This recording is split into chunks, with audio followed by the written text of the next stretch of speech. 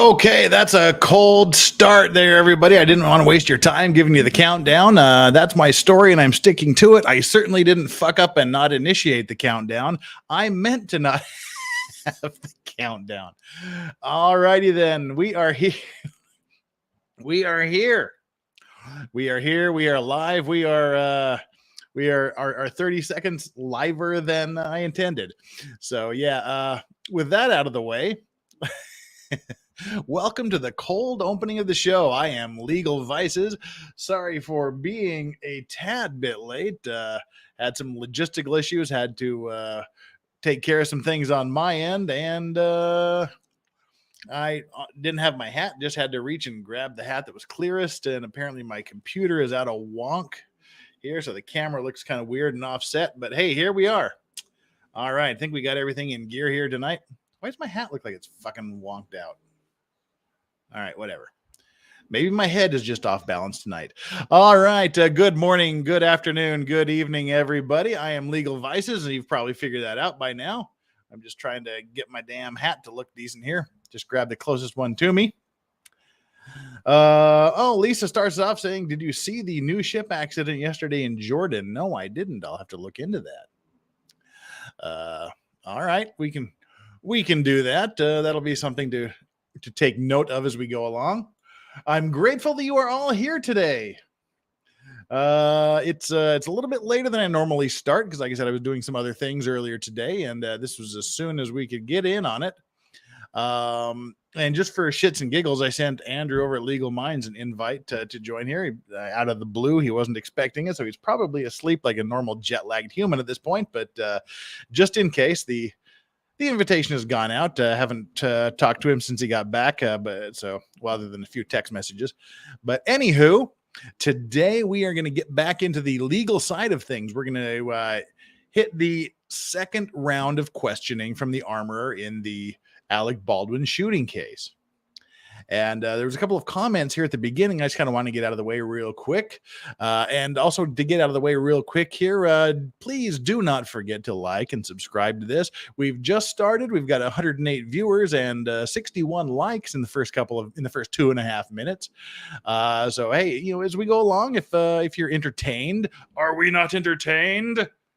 Feel free to reach down there, hit that like button, let me know that you appreciate it, let YouTube know that you appreciate what I'm doing, and if you haven't already done so, please hit that subscribe button. We're a little short on subscriptions for some reason.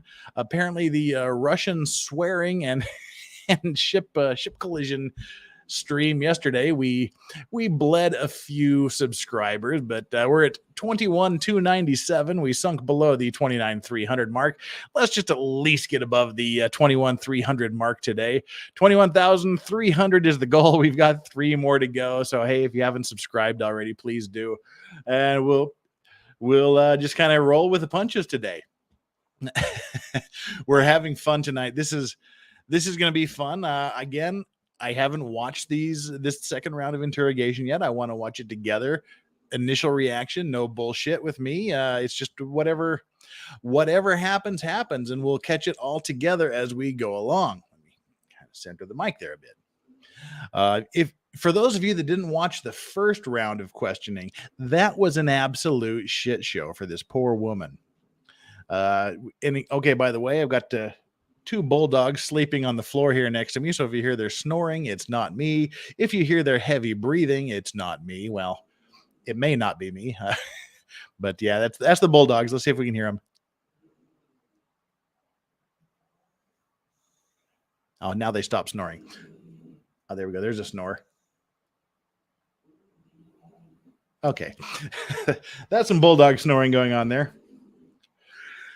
Okay. The Hannah Gutierrez Steed is her name. She did not do well in her first round of questioning. And if we go back to the beginning of the comments that were made before I got here, we have comments like that Becky was making, Becky B 33, how is he not in jail? Other people saying, we have Skull Cram saying, I still have no idea how he's not charged as criminal. Right now, it's still in the investigation stage. It's early on in the game. They're in no rush. I'm sure the families of the victim, the shooting victim, and the murder victim, or the at very least manslaughter victims' families would like some action on this. But the police, in a high profile case like this, dealing with high profile people, they need to be slow and meticulous, because if and when Adam Baldwin hates his brother, apparently, because Adam Baldwin threw Alec under the fucking bus. If you go back and read some of Alec Baldwin's tweets about how all actors know how to handle guns, his brother's a douche nozzle, and all those other things. But Alec Baldwin can afford really good lawyers. If and when he gets charged with anything as an individual or as a producer, or if the production company gets sued, he's going to have big lawyers. He has big money to hire big lawyers. There we had to pull the gain down on the microphone a little bit. So they need to be meticulous. They need to take care. They need to cross all of their T's and dot all of their I's and make sure absolutely everything is the way it needs to be to get convictions. So it's a long game here. They're still investigating, they're still interrogating, they're still considering. So we'll have to see how he's a big tit bag, says my Beavers unit. Yeah, so we'll have to see how this goes. But I can't imagine that this poor woman, the armorer, who apparently was way out of her depth, way out of her league on this job, I don't see how she escapes without a charge.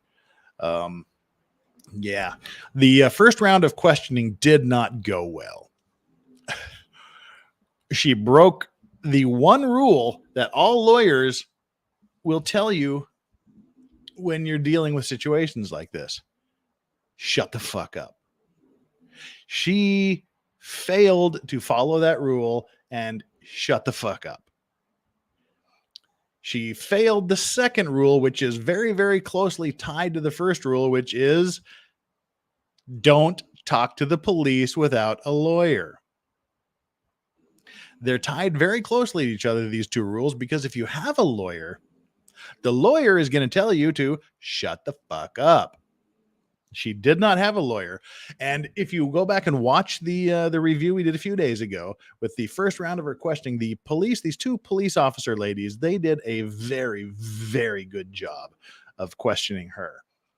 Right when it started, she didn't say, the magic words are, "I want my lawyer present," or something along those lines.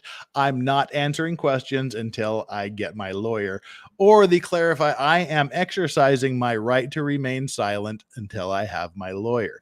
Those type of words are the magic words that tell the police they have to shut up. Well, they can still ask you the questions. You just don't have to answer them. And they read her rights. The rights, including you have the right to remain silent. Anything you say can and will be used against you in a court of law.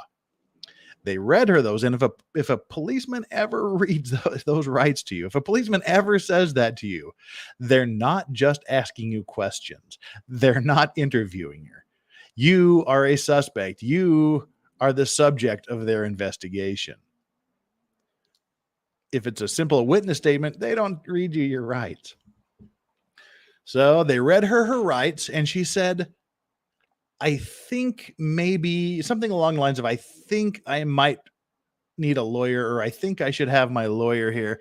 She never said, "Give me my lawyer. I'm not answering questions." She didn't say the magic words. She hinted around that maybe she might need a lawyer, to which the police did what they do. They tried to convince her she didn't need a lawyer. Say, "Oh no, we just have a few basic questions. These are your, we've read you these rights, sign these papers saying that you understand them, and we'll ask you a few basic questions. And if you answer, if at some point you're uncomfortable and you want a lawyer, you can always invoke that privilege. So you don't really need to worry about it now." They put her mind at ease. They Jedi freaking mind tricked her into thinking she didn't need a lawyer. And so at one point where she is saying, "I think I should probably have a lawyer here," within 10 minutes, she forgot that lawyers even existed on planet Earth. They walked her down this little primrose path. They walked her and said, "Okay, what's your name? What's your address? How do you spell it? What's your job?" And by the end of this interview, these police these police officers had elicited from her the statements that she was an expert with firearms. She grew up around firearms her entire life. She could easily tell the difference by look and sound of dummy rounds, of blank rounds, and live ammunition.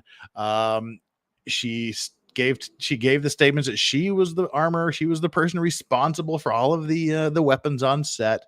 She was talking about how she didn't uh properly secure the firearms during lunch or at night. They would lock the gun in the safe and put bullets in the back of the van. They wouldn't secure the van because there was security on site. During lunch, they would lock the gun back in the safe, but the ammunition was laying out on some tray of hers that other people wouldn't touch. So she's saying that there was ammunition out on this tray during lunch, that when she wasn't around. She wasn't around during when the actual shooting happened because she didn't think she needed to be. So she did herself absolutely zero favors. She didn't really self snitch. The police just walked her down this path to get the basic facts they need to charge her with at least occupational negligence, maybe even negligent homicide, or something, whatever that type of law in New Mexico is. Because she said that she's the person responsible. She knows what's going on. She knows the difference. And when she also said she was carrying different kinds of bullets. She was bragging about this fanny pack, as we call it in America, bum bag, as you folks in Europe call it. She had this fanny pack with lots of different pockets. She was excited about the pockets because she could carry lots of different kinds of ammunition mixed in all the different little pockets. So she basically says she's an expert. It's her responsibility to care for people. She didn't secure the bullets overnight. She didn't secure them during lunch. She wasn't around when they were being handled when the shooting happened. And so she's basically fucked herself. And the fact that she was thinking about having a lawyer exited her mind and never, ever, ever entered it again for the entirety of the interview. So this leads us today to the second round of interrogations. This is broken into two parts. We'll do the first part today. It's an hour long, so God knows how long that'll be with all of my interruptions. But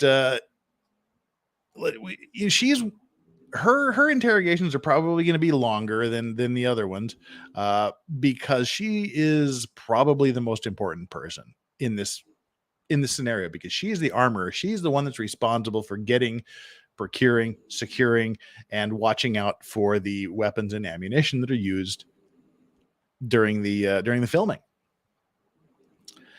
And so it's not looking good for her. Lotus Blue Mask, are you going to do Sarah's interview? Sarah, I'm still not really sure because I didn't check what Sarah's role is, but I think Sarah was the prop master. So I guess in the hierarchy, Sarah is above the armorer. Sarah is in charge of all the props, and under her is the armorer, who's in charge of the firearms and ballistic side of things. So yeah, we will definitely be doing Sarah's interview because she's an important person.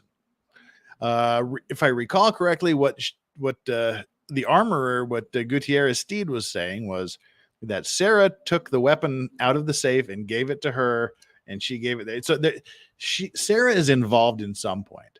And the thing Real Winslet fan says, what are you doing? We're doing the second round of interrogation of the armorer in the Alec Baldwin shooting case. And there's a conspiracy theory that I'm starting to like a lot, just as a random potential possible conspiracy theory. The police seem to indicate that they were at least either trying to rule this scenario in or rule it out. And for those of you that don't know, and for those of you that may not recall, apparently the day before this accidental shooting happened, a large part of the film crew walked off due to there were some pay issues and some compensation. There was some issues with rooms and whatnot. And there was also safety concerns. They walked off due to compensation issues and safety concerns. And there seems to be a little bit of a conspiracy theory that I'm actually kind of liking as far as conspiracy theories go. That perhaps one of the crew that walked off the day before due to safety concerns may at some point, perhaps during at some point during this chain of custody, whoever had access to this weapon may have placed some live rounds in with the blank rounds or the dummy rounds in an effort to show exactly how unsafe working conditions were. And if you think, even when you're using the blank rounds or the dummy rounds, you're never supposed to point your weapon at anybody. You point it away from them. Even as an actor on stage, you would never point a weapon at somebody's head or at somebody's chest. That all stopped after Brandon Lee was accidentally killed. So I would think that maybe someone would. I mean, this is just a random conspiracy theory that I'm starting to like as conspiracy theories go. Someone was concerned about safety. They thought, okay, if I put some live rounds in here, then while they're filming, when it's time to pull the trigger on this dummy round, which isn't going to be pointed at another human being, it will go off and it will freak everybody out and they'll realize how unsafe it is. I don't know. That's a possibility. That's the only conspiracy theory I can think of that makes any sense. But I like that as a theory, and the police were actually asking questions about that. So perhaps they were thinking of that as well. So that's something to keep in the back of your mind. Is perchance this someone who wasn't even there, someone who walked off the set concerned about safety? Maybe we're trying to make a point. So that's just a weird random theory that's thrown out there. All right. Well, that's the background. That's the catch up for those of you that didn't watch this the other day, and for those of you that needed a refresher course. So we're going to jump right into this here in the next couple minutes. First, Skeleton kicks off the super chats of the evening. Thank you so much, Skeleton. Wait a minute, Jeff. Are you telling me a vapid girl with purple and green dyed hair might lack the common sense department? Keck, on a serious note, there's a lot of room for sabotage theories. I actually haven't ruled out the sabotage theory yet. But I think she has a lot of common sense. I mean, her father reportedly is one of the best armorers in the industry, and she's worked with him on a lot of things. But if I recall correctly, this was her first solo gig. It was either her first or second solo gig. She may not have been as absolutely qualified or had the proper qualifications or the proper experience to be dealing with this. I don't know, but she didn't do herself any favors by talking to the cops without her lawyer and saying the shit she said during the first round. And you mentioned her purple and green dyed hair.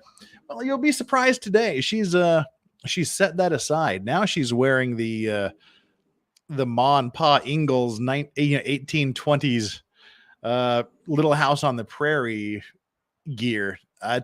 She's undergone a serious change. I think you'll see this as we go on.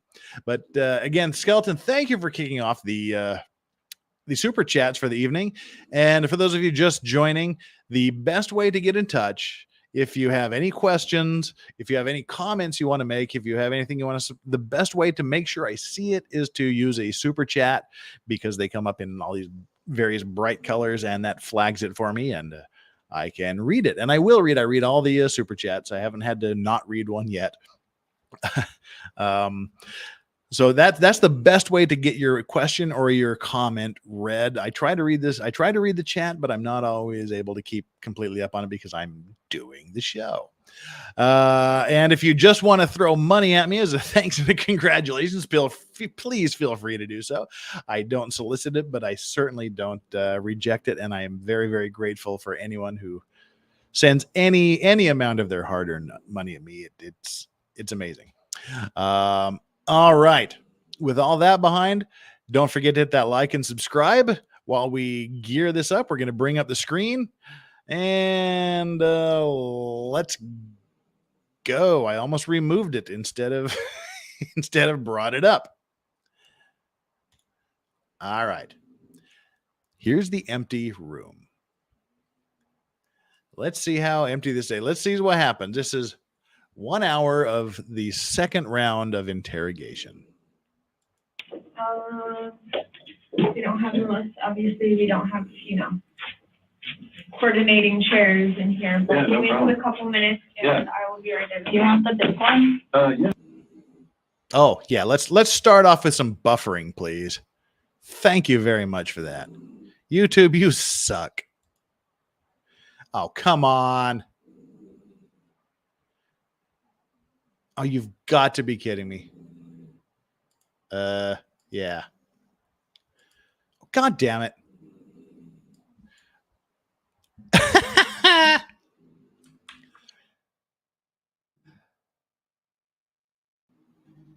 All right. I'm going to bump out of this and bring up the same screen in a... Whoa, what the fuck? My computer is totally freaking out right now. That is not a good sign. Yeah. All righty.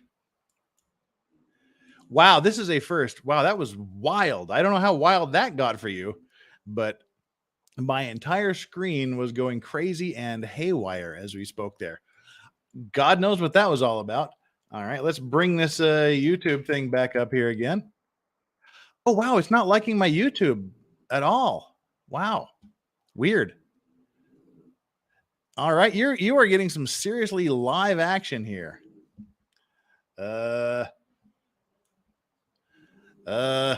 Let's see if I just bring up YouTube as an entity. Yes, continue. Leave. Okay, I can bring up straight YouTube. That's not a question. Wow, Alec Baldwin is he doesn't want me talking here. Alec Baldwin doesn't want me talking. Yeah, it's not liking this particular video. That's really weird. All right. Well, I am going to search for it again. This is what we call incredibly interesting and awkward. So hang here with me, folks. This may be a very, very short stream this evening. Huh. All right. Let me copy this. That is copied. If I just open YouTube itself, it's perfectly fine. Okay, if I just open a random video, it's perfectly fine. Let's see what happens if I want to open this particular video. Okay, apparently its seizure is done now. Yeah, the Real Winslet fan, thank you so much for that donation to tell me what a fuckwit I am. You should download the video beforehand. Yeah, I've never had this problem because Korea is so wired. Korea is one of the most wired countries in the universe. Everyone else is freaking out about the evils of 5G. I've had 5G here in Korea for going on 4 years now. And I have like ridiculously fast internet. I think it's like 2 gigabytes per second download, but there's nowhere that I can download it that fast. So I shouldn't have buffering issues. That was just a computer freak out. I've never had that issue before, but lesson learned. We will download the videos from now on. So, all right. With that out of the way, let's load this puppy back up because we seem to be okay again at this point. That was just wild. All right. And boom, let's full screen that. We are back in the game. All right. Thank you for everyone for sticking through that with me. I guess we're back in business. Let's see how long this lasts. All right. Coordinating chairs in here. But give me a couple minutes, and I will be right there. Do you have the big one?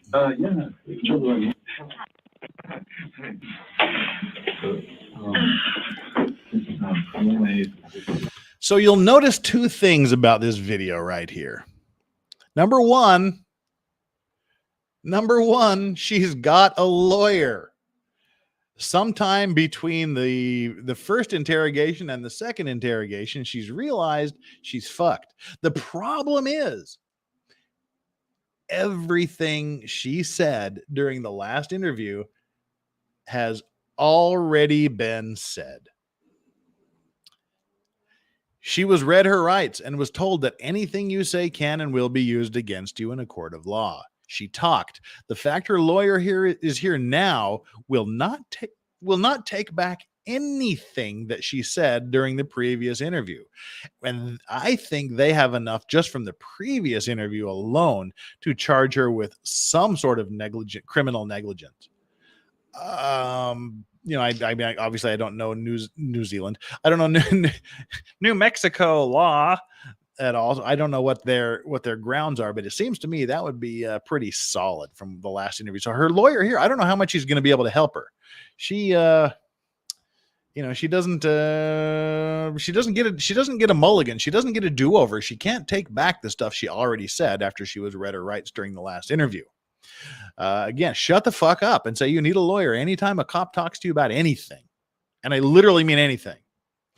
You'll also notice that not only does she have a lawyer who I don't know how much he can help her, but she looks dramatically different than she did yesterday. She was wearing a t-shirt and a flannel shirt and some jeans, and she had this green and purple mullet thing going on. Today, she looks like she walked off the set of Little House on the Prairie.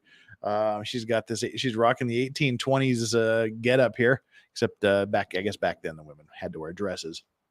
But we know, so she's totally changed her look. She's looking much more professional, much more solid. Well, she's looking much better than she looked the last time. I won't say she's looking professional. She's looking kind of a little weird get up, but hey, people are quirky in this New Mexico. It's, it's desert.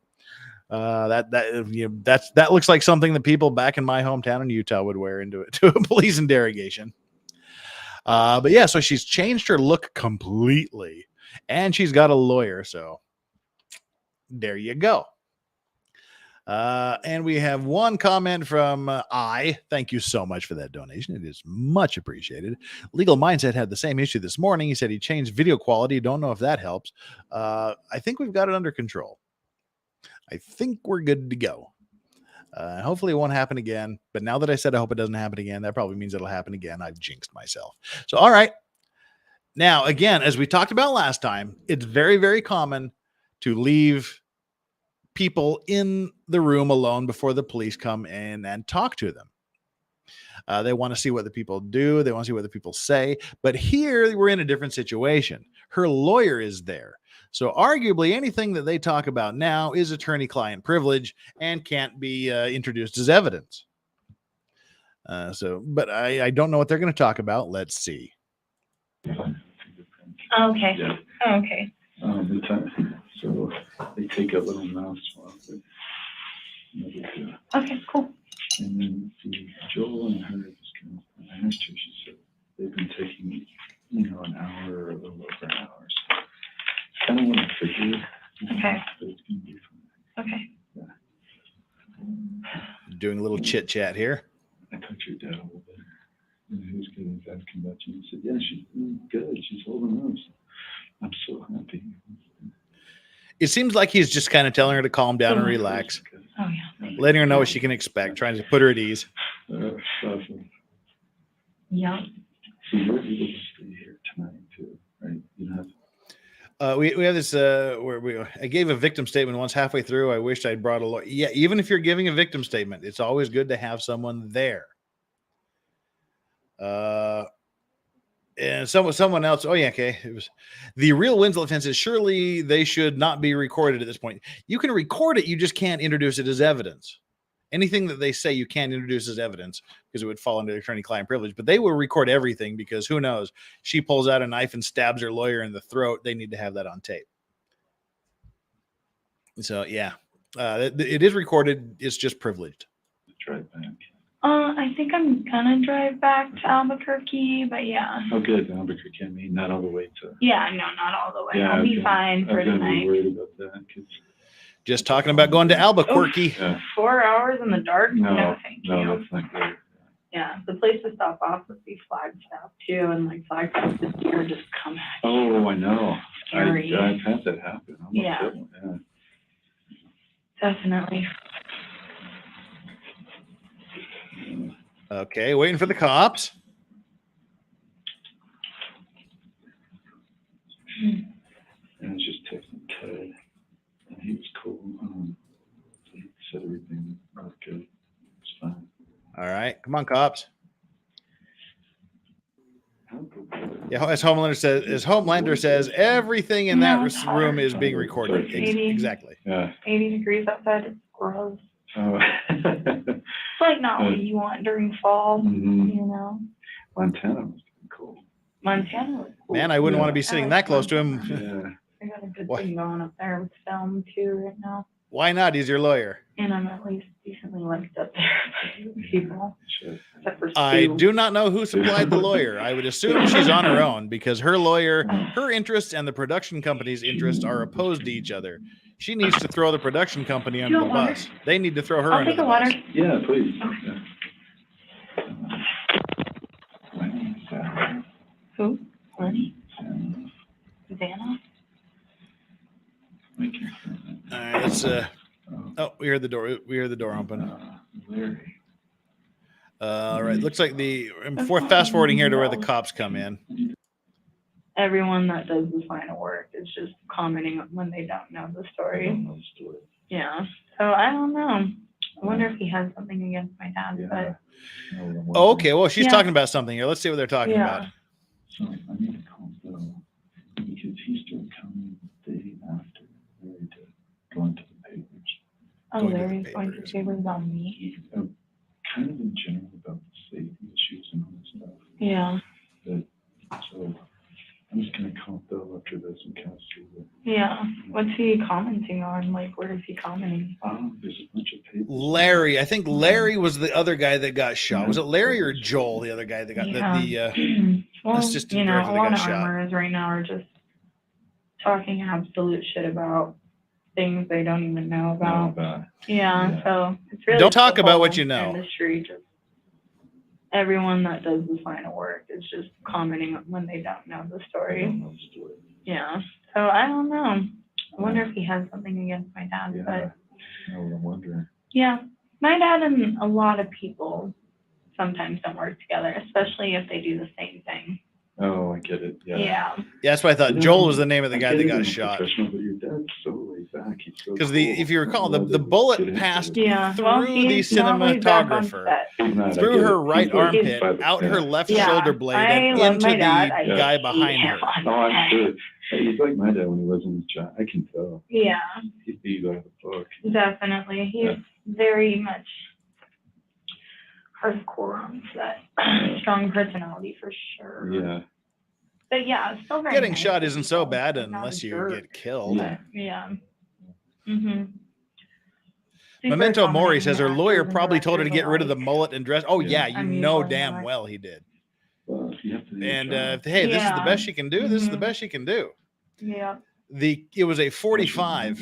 It was a 45 She's all caliber right. revolver. She's just like so frustrated Yeah. that she can't do anything for me. Yeah, I get it. Yeah, she's all like, people don't know you, and I'm like, that's why they're saying all these mean things. All right, the police are going to be coming in here in about 30 seconds. We'll just kind of bump it a bit. Okay, yeah. Yeah, we have the same one. Yeah. Here comes the. Okay, this is one of the same ladies. There you go. She's rocking the Chuck Norris action jeans there. Thanks. All right, let's do this.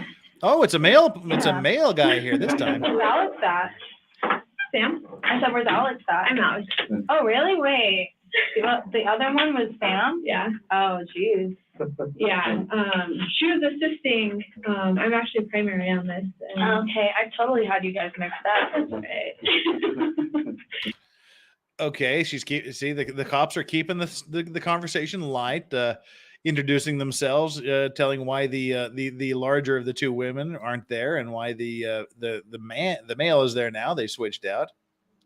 So yeah, we've got we're off to the races here. We've got new police officer. I was kind of like out of it. So yeah. Oh, I think everybody was a little bit that day. Yeah. So as formality, she signed this the first night, okay? I'm gonna have you do it again tonight, just that way. Again, notice how she says signing. This is your rights. This is signing away. You're saying this is signing to say you understand your rights to remain silent, your rights to an attorney, all of these things. Notice how the police again are saying that signing this document saying you understand your rights is only a formality. It is not only a formality. This is you acknowledging that you understand you don't have to talk to them, and that if you talk to them, every single thing you say can and will be used against you. This is not a formality. Signing that document is a serious fucking step. But the police want you to think, this is no big deal. Just sign that you understand your rights. Way we're all in understanding. I know your attorney's here. This is your statement of rights, okay? Okay. Oh, thank you. Do I check all of these? Yeah, initial them for me. Okay. I like your necklace. Thank you. Oh, this is interesting. This is interesting. She's having her read her own rights and check the boxes. Again, I don't know what the case law in New Mexico is like, but I wonder if you could make the argument that you are supposed to be informed of your rights. I don't know that they've checked whether she's literate and can read or not. Yeah, I know that like here in Korea and some insurance cases and things where you sign you sign your name on an insurance contract and you haven't read all the teeny tiny little print. And there are some cases where courts have decided that because the insurance agent did not specifically inform you directly of the conditions and terms of the contract, it's not valid. This might be a grounds to say that I didn't understand it. They just told me to check and initial these boxes. That's just a no. See, Sandy, that's a thing. I mean, this reading your rights is very, very, very important. You have to check if these people want to take your rights away. The cops want to take your rights away. They want you to talk. And by her just saying, okay, I assume that you can do this, that's an assumption that may provide grounds for throwing out the evidence. They did not advise her of her rights. They're telling her to read her own rights. So depending on what New Mexico says, the police may actually have an affirmative duty to inform them verbally of their rights and not rely on their ability to read it. I mean, perhaps she doesn't read English. It's quite possible. There are lots of people that speak a language but don't read it. Who knows? It's just saying.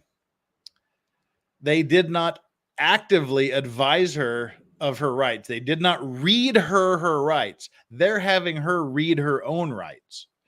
I don't know. Again, I don't know what the New Mexico law says about that, but they didn't advise her of her rights. She's reading her rights herself. That's just a thing. And then they throw in this, I like your necklace, while she's reading and signing that she understands that she's about to give up her rights to answer, that anything she says from this point is going to be used against her. While she's doing that, they're saying, I like your necklace. They're distracting her here. It's actually a locket. Okay.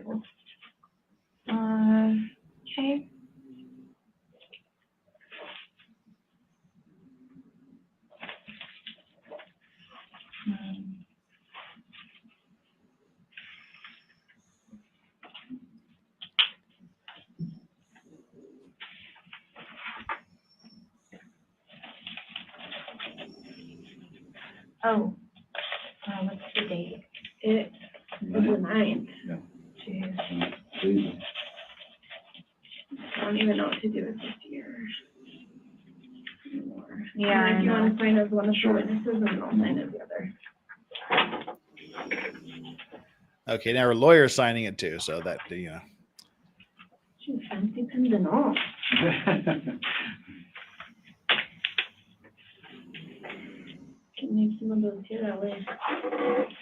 yeah. Yeah. There you go.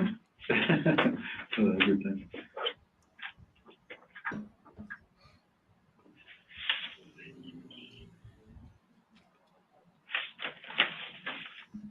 All right. So let's just dive right into this. That way we can get you guys on your way and we'll go from there. Do you have any questions for me before we start? Either of you? No. How's your day? We've been busy. Yeah. For sure. How have you been since? Busy and depressed. Yeah, Yeah. I can imagine. Mhm. I mean, how are things with the living situation? Yeah. A little bit. That more All than right. anything? They're just Oh, asking not these really. benign Just, questions. a How lot are of, you? How is your lot of day? stress, What are you A lot of doing? hatred.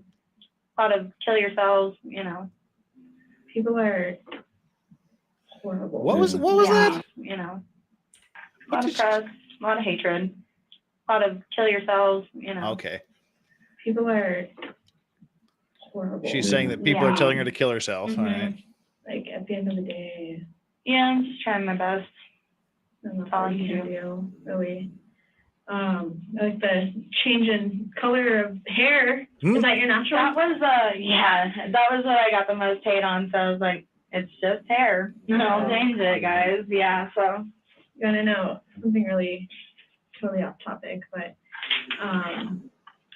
when I was in high school, I was a hostess at Hooters, Oh, Jesus. and What? they told me that I had to dye my hair brown or blonde yeah. because red was Wow. a unnatural color That is hair. so rude. Whoa, that's Yeah. crazy. Yeah. That's ridiculous. It's like, Jeez. no thanks. Wow, we've got some pointless banter here. Listen to this. They make a comment that she's changed her looks. And then the cop is talking about being a waitress at Hooters and dyeing her hair. All right. This is total distraction and things, totally setting her at ease, totally getting her relaxed and to relate to the cops as humans and not as someone who's trying to find out whether or not you committed a crime. Yes, so that guy is the lawyer. Yes, he is the lawyer. I mean, nothing objectionable has been said yet. It's just pointless, but the purpose is to put her at ease and to get her to talk more. Hair colors, Yeah. just temporary. Yeah, Oh well. no, thank you. Yeah, I was like, red is my natural color. Like, That's weird. no thanks. But, Yeah. back then there was a whole different environment. Yeah. Only natural boobs too at Hooters, right? Yeah, there you go. No, Oh, I mean, Sorry. now she's talking about boobs. Only net, dude. And I like the lawyer's reaction. The lawyer should have had.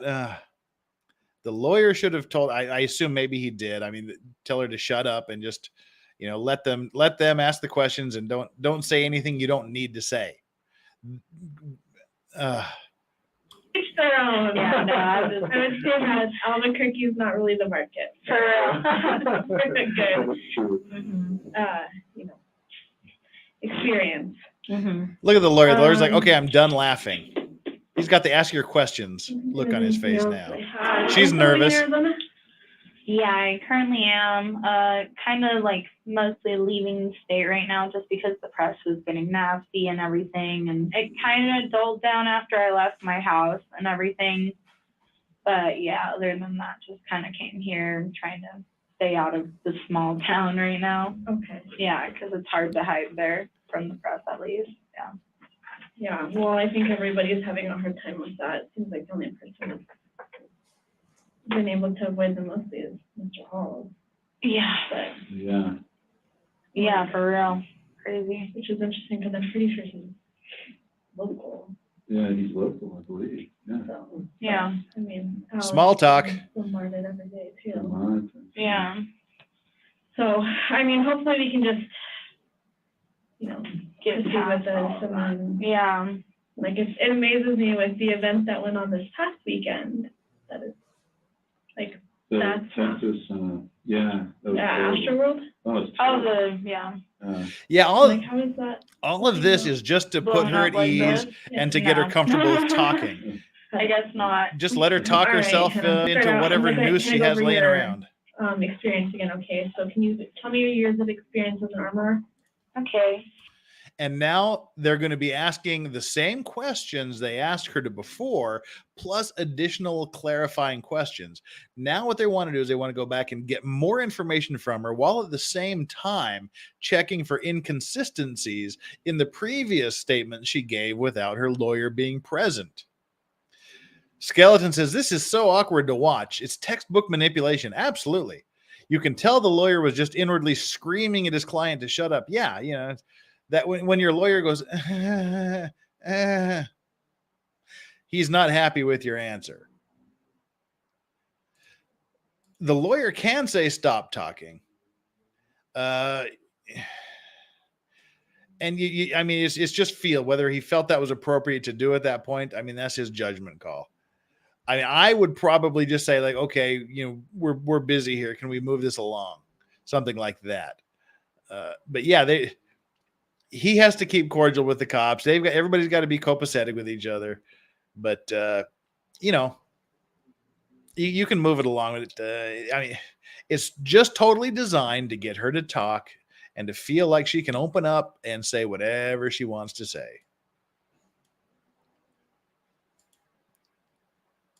So pretty much, mostly really started taking on this armor job in March with my dad. We did the movie Murder at Immigrant Gulch together on the Murder at Immigrant Gulch. How many of us saw that movie? same team. I was his assistant. And then I did my own job as head armor on the Old Way after that. And then after that, I did this. Okay, so this is her second solo gig as armor. I had gone armor. on a couple of things with my dad, mostly doing production assistant work, but also still kind of watching him and still kind of learning from him on the side. Okay.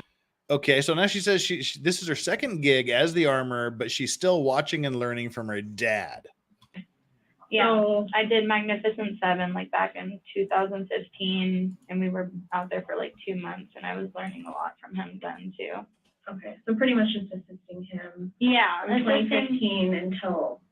Yeah, pretty much. And also, well, not like consistently either, because I was in college for a lot of that time. Okay. Yeah, so for a lot of before this, I was in college, so not really able to do the whole film set thing. Okay. What did you go to college for? I went to college for communications and film. Okay. Yeah, and I also took a lot of art classes too. Okay. So how many productions now do you have under your belt? Street cinema, Whatchamacallit? Yeah, that's about seven, yeah. And then also I did a bunch in college, you know. And then how many with you as head armor? Head armor, just 2. Okay. Yeah. So that was this, Rust, and the Old Way, yeah. Okay. wow. Okay. We've been talking a little bit about her father being one of the best in the business and how she grew up with her father and doing things. I was sort of under the impression that she had a lot more experience under her belt at working with him and working together with him and working under him. But she's saying this is only her 7th film and her 2nd as head armorer. So she's saying she's only done 5 films as an assistant or as an underling armorer.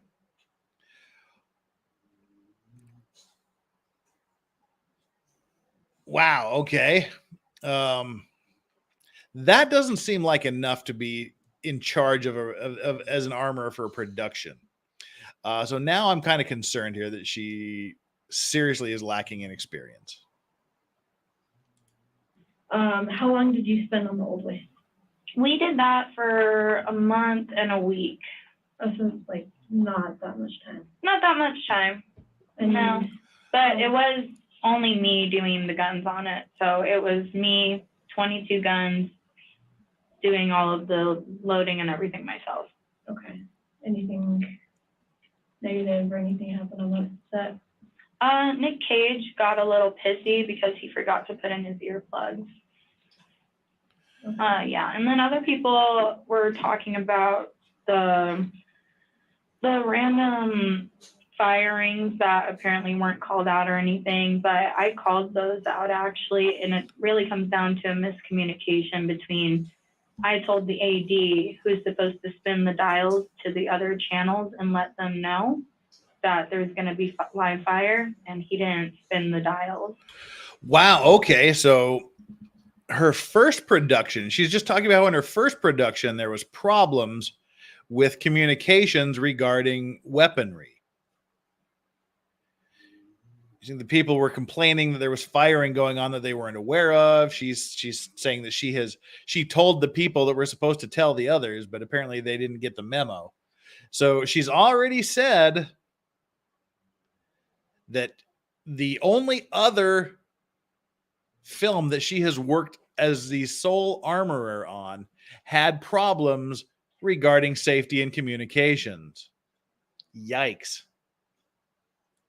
So like radio communication? Yeah, so our walkie-talkies and everything, yeah. Once I tell them that we're like going hot and everything, then he's supposed to spin the dials and let every different one know. Okay. So he forgot to do that twice on that.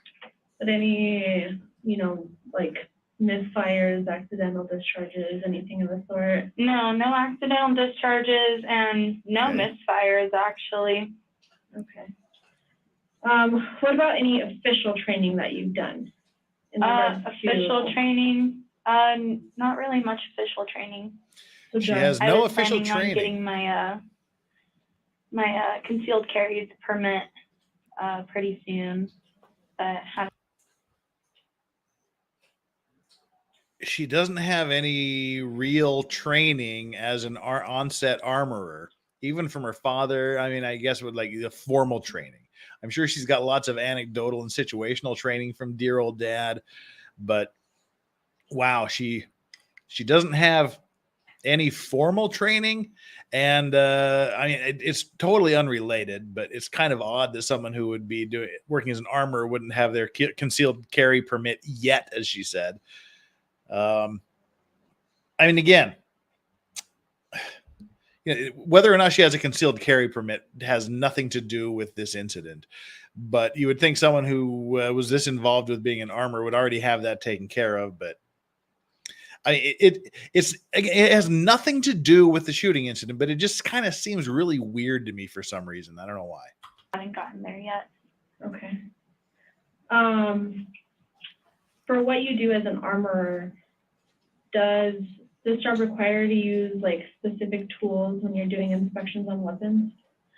So I don't really do the inspections on weapons too much. I'm not a gunsmith by any means, I get them from Seth. Wait, what? Smith by any means. So I don't really do the inspections on weapons too much. I'm not a gun. I don't really do inspections on weapons very much. That is kind of the armorer's job, is to make sure they're functional and safe. Wow. So here we have a head armorer saying that she doesn't really inspect the weapons.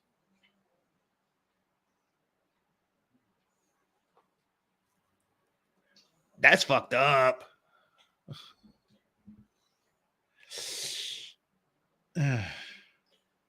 Gunsmith by any means, I get them from Seth, maintenance them and everything. I was cleaning a couple of them, and a couple of them did have some issues that I couldn't figure out. So I sent them back to Seth, and he sent them back to me, and they were okay. Okay. So any type of like malfunction or anything that you came across would go? Yeah. And you're talking about Seth Kenny, right? Yeah. Okay. And I sent back one of the guns because the hammer was pulled back and it wouldn't release back down. And I don't know, he said something about I cleaned it wrong or something. I'm not sure, but I cleaned 17 other pistols that day, so I don't know how I did that one wrong. Okay, so there are problems with other weapons on the set. There are these issues that she's aware of. She doesn't necessarily repair the weapons herself, but she's saying she doesn't inspect them, but then she just said she inspects them. I don't inspect the weapons, but I inspected 17 of them that day. It's Skeleton, thank you again so much for the donation here. The super chats are always appreciated. You can tell the lawyer is just done. She keeps digging this hole deeper in my laughing my laugh off. LMAO. She's a walking, talking OSHA meta hazard. Not even inspections.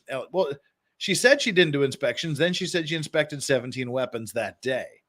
So she's not focused here yet. She's not really focused. And I mean, why isn't her lawyer jumping in? She's already talked without him being there. She's already said shit. She can't walk that back. You just kind of have to make sure it doesn't get worse. Yeah, this is a less than ideal situation where the lawyer just has to come in and listen, basically. She's already talked.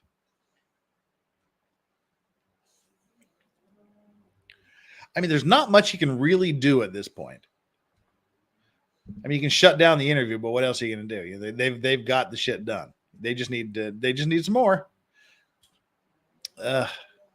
Bad news. All right, let's continue. Okay. Do you remember which one that was?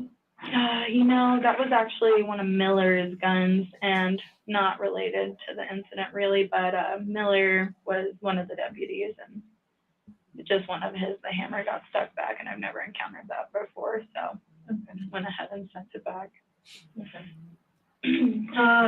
So as far as like the movie productions go, do they require you to have any certifications to work? And it can be like anything. I'm not really sure entirely, just because What? most of the jobs I've gotten have just been like through word of mouth and everything. Oh, she's fucked. Did we just hear that? She was asked, do you need qualifications? Do you need any qualifications to do your job? She said, I really don't know. I just get these jobs by word of mouth.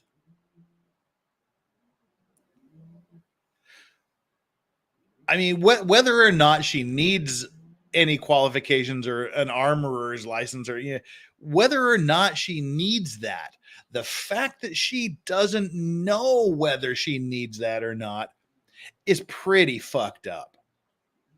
Yeah, that ain't good.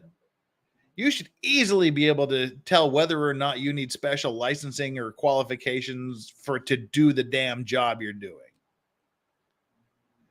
I mean, you don't just walk up to somebody in court and go, hey, person who's representing somebody else here, do you need a qualification to act as a lawyer? Well, I don't really know whether I need a qualification to act as a lawyer or not, but I get most of these law jobs as a word of, you should be able to say, yeah, I know I need to have a licensing and here it is. That's kind of bad. And we had the question here from B. Jones. He should object or testimony is killing his case. You can't really object to the questioning by the police. They can ask anything you want, and you can refuse to answer. That's pretty much it. I mean, if it's a statement that's going to end up incriminating you, you can advise them not to answer, or I mean, it's a dicey situation. Or like, Seth works on getting them for me, or my dad gets them for me, or my dad got me on as his assistant the first time, so I'm not really sure entirely what they are looking for. I know that they get a firearms license and everything, and a license for the area to shoot on and everything. But they usually get that. I don't even get that usually. So I'm not really sure in terms of what else. I know that Seth always tells me that I'm on his license to work with these weapons, and that's all I really know. And that's kind of the same with Sarah, right? Yeah. Wow. I'm not really sure what that's ever meant. Seth always just says Hannah and Sarah are on my license. Okay. But as far as like you go, there's no no one really asks about much of that. Like, you don't have to take safety classes in regards to anything with movie sets. So that's Take care, the Real thing. Winslet I was fan. actually just getting into the union, and with the union and everything, because on this set they hired me non-union. But normally with the unions, you take a safety course, you take a sexual harassment course, and you take a few different things. And I had like literally just gotten the paperwork and everything to get in that. And you need 30 union days on a union show before you can do that. And so I had 22 before this job. And so a lot of the days from this job were going to count towards that. Okay. Wow. So she's not unioned, and most of these productions will hire union. I mean, a lot of them are required to hire union. Where she doesn't know if she needs a license or qualifications to do her job. She's not sure, whether she is included in somebody else's license or not. She's just being told that. She apparently hasn't taken safety. This is bad for her. She was clearly out of her depth. At this point, I can totally see she was clearly out of her depth. She was hired to work on this little film out in the middle of the desert.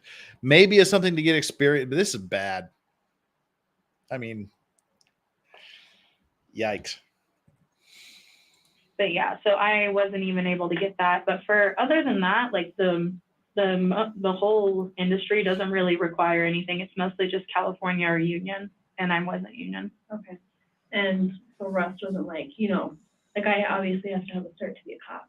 Yeah, no, And totally. take, like, every year I got to take like driving courses and shooting courses and everything like that. Yeah, no, totally. Yeah, no, Russ didn't really ask me anything about that. They kind of just conferred it all through Seth. Okay. Oh man. So again, they're saying, well, look, cops need licensing. They need training to do their job. What about you? And you say, oh, I don't know. I just everything went through Russ. They never asked me these questions. So not only does she say that she doesn't really have any qualifications to be doing this job, she's saying that the production company never asked her if she had the qualifications to do the job. This is a complete and total shit show. I actually feel really bad for this girl. She was just way out of her league and probably shouldn't have been involved in this. She probably should have been working under someone, getting tons more films and things under her belt before she ventured off solo. Damn, this is tragic for her. And all of this we're hearing led to the death of one woman and the injury of another man. So I heard that you were hired to do a couple jobs on this set. Yes. Can you talk about or tell me about both of them? Okay, so like originally when I got on the set, I have always done armor kind of really separate from props. Like I'm always with props, but we do it ourselves, me and my dad, and props doesn't really interfere. This is the only job that I've taken where I was heavily incorporated into props, and it's because originally they had hired me for armor and key prop assistant. And that's not just like prop assistant, that's the key prop assistant. So that means more responsibility. That means I'm Sarah's second. Okay. In a lot of cases. So if there's an issue with props, you go to Sarah, and then if she said the R word. I don't like when people use the R word, responsibility or responsible. The R word that's not something you should associate with yourself. So, wow, not only was she the armorer, she was also involved as a key, and she emphasized the fact she was a key prop person. She was an important person with, as she said, more responsibilities. The proper answer there would have been, I was the armorer, but they had me doing this prop stuff too. It wasn't my deal. I was just helping out. And the Sarah person is the prop master. And I hope we get to hear more about what Sarah was doing with this, because I'm curious as to what's going on here. A lot of you in chat are saying, daddy's girl, she got this because of her dad. That seems to be the case. That's what it looks like to me anyway, going into this, that daddy's a big shot in the industry. He's one of the most respected people. Daughter's hung around with him, so hey, maybe the daughter can do it too. Yeah. there's an issue where Sarah can't, isn't there, then it goes to me, and then we have our assistant, Nicole. So I had my job is the armor, and originally I thought that I was mostly going to be doing my armor job and kind of left alone to do that. But after the first week, I got talked to by some people in production, and they were told that I wasn't really pulling my weight in props. So basically, I was told that I needed to shift my focus less on armor and more onto props. Wow. So now she's being told and bullied around by people on the set saying, don't worry about your armorer job. Worry about getting the props ready. I'm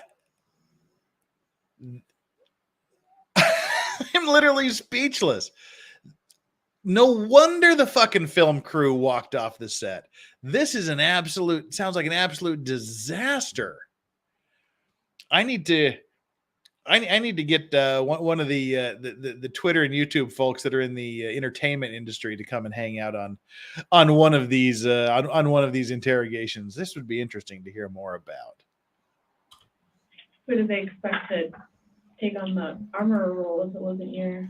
I don't know. They told me, they said, yeah, we hear that you're taking your armor job very seriously, but we need you to support props right now because props is also struggling. And I was like, okay, I'll try my best to do that. And they said, normally before that, I would kind of just hang out in the prop truck and work on the guns and just kind of be in there doing my own stuff if there weren't any guns on set. But after that, they had told me no, we want you on set. We want you as a present on set for props. Okay. Yeah, so was split up quite a bit. Can you give me some examples of what you would do, when you were assisting props? Okay, yeah. So normally, I kind of, for the saloon scene, I would just kind of be standing there, watching over the guns and everything, checking them for the actors as I had brought them in for the actors. That's just my job as the armor. With the saloon and everything, I'm pouring drinks for props. I'm running outside and rolling cigarettes. I'm doing several different things and grabbing several different props and setting props up constantly. And so, yeah, when some scenes aren't exactly super prop heavy and sometimes they're just kind of gun heavy. And so in that case, I can focus more on the guns. I'm not liking this. I'm not liking this. They're telling her, don't worry about your guns, focus more on the props. And even when there's a gun heavy scene, she focuses a little more on the weapons.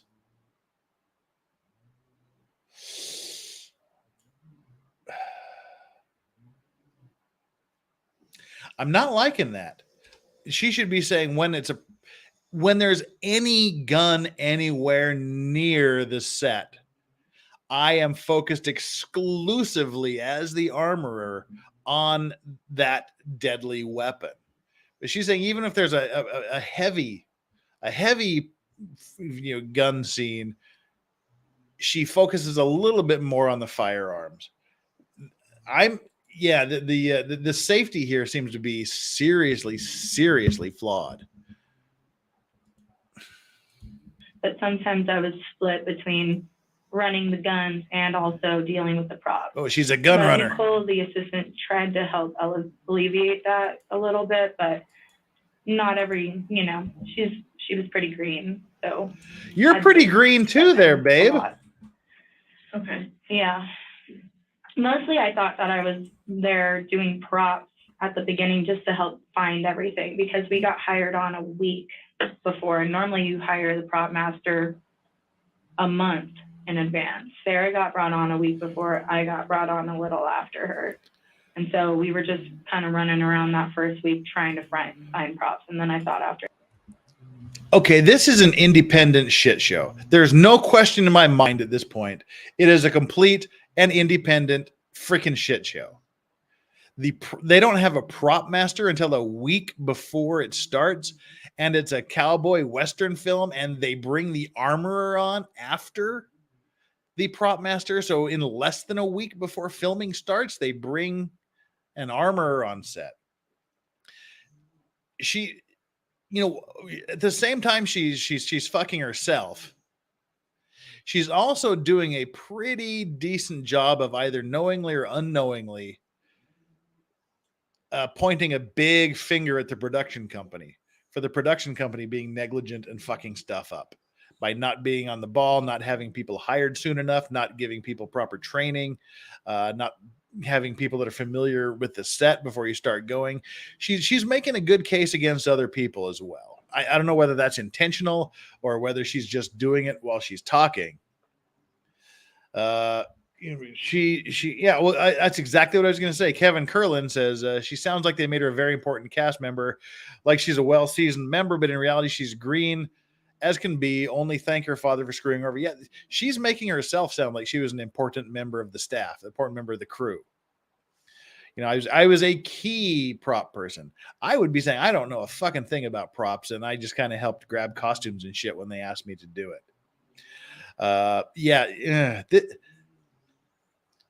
This is maybe it's a problem with independent films that there's just so much inexperience and not enough money to adequately hire proper people, but you still have a duty to do it.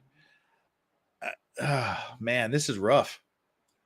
After that, after she got the assistant, I'd be able to focus more on the guns. But you should be focused solely on the guns when there's guns anywhere near the set, I would think. And who from production?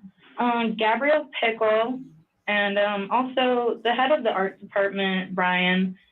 Mostly, Sarah just said that I couldn't really support props in the way needed. So they were talking about possibly I was talking to them and I was like, well, do you not want me to do props at all in this case and just focus on the guns? And they were like, no, we don't want Nicole stepping up and taking your position.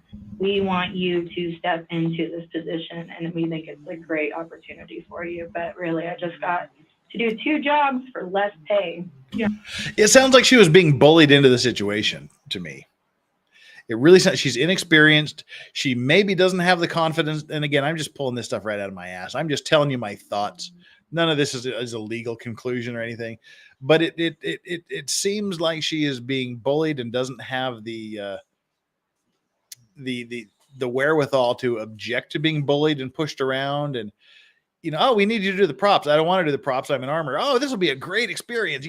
Pushing her, pressuring her in to do something she doesn't want to do and has zero idea how to do. And because she's doing that, she's unable to focus on the responsibilities of a head armorer for the show.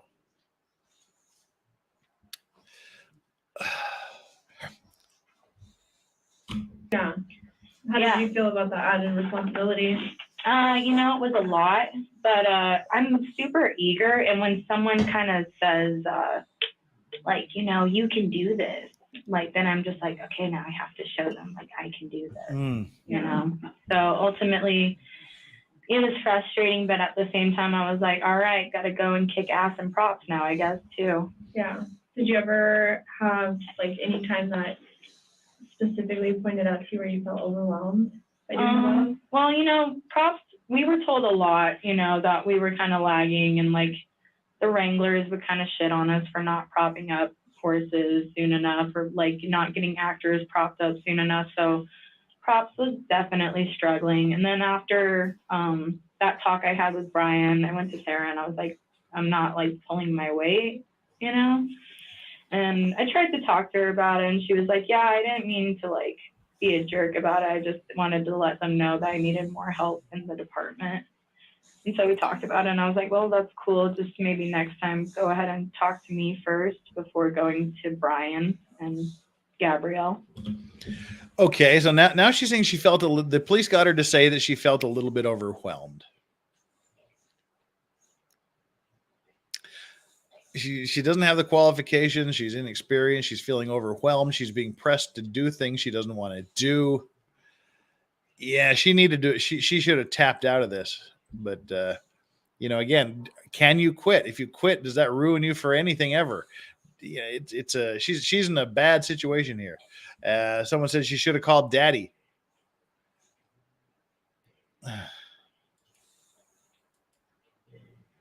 Do you know why they didn't utilize Nicole more? Well, we definitely did utilize Nicole, but ultimately I have a very strong personality. And also a lot of the times, like my personality would even be stronger than Sarah's in a lot of respects. And a lot of people were already kind of gaining respect for me, like in terms of like, the Wranglers and everything. And I'm just good at meshing with other departments. Okay, Homelander makes a valid point here.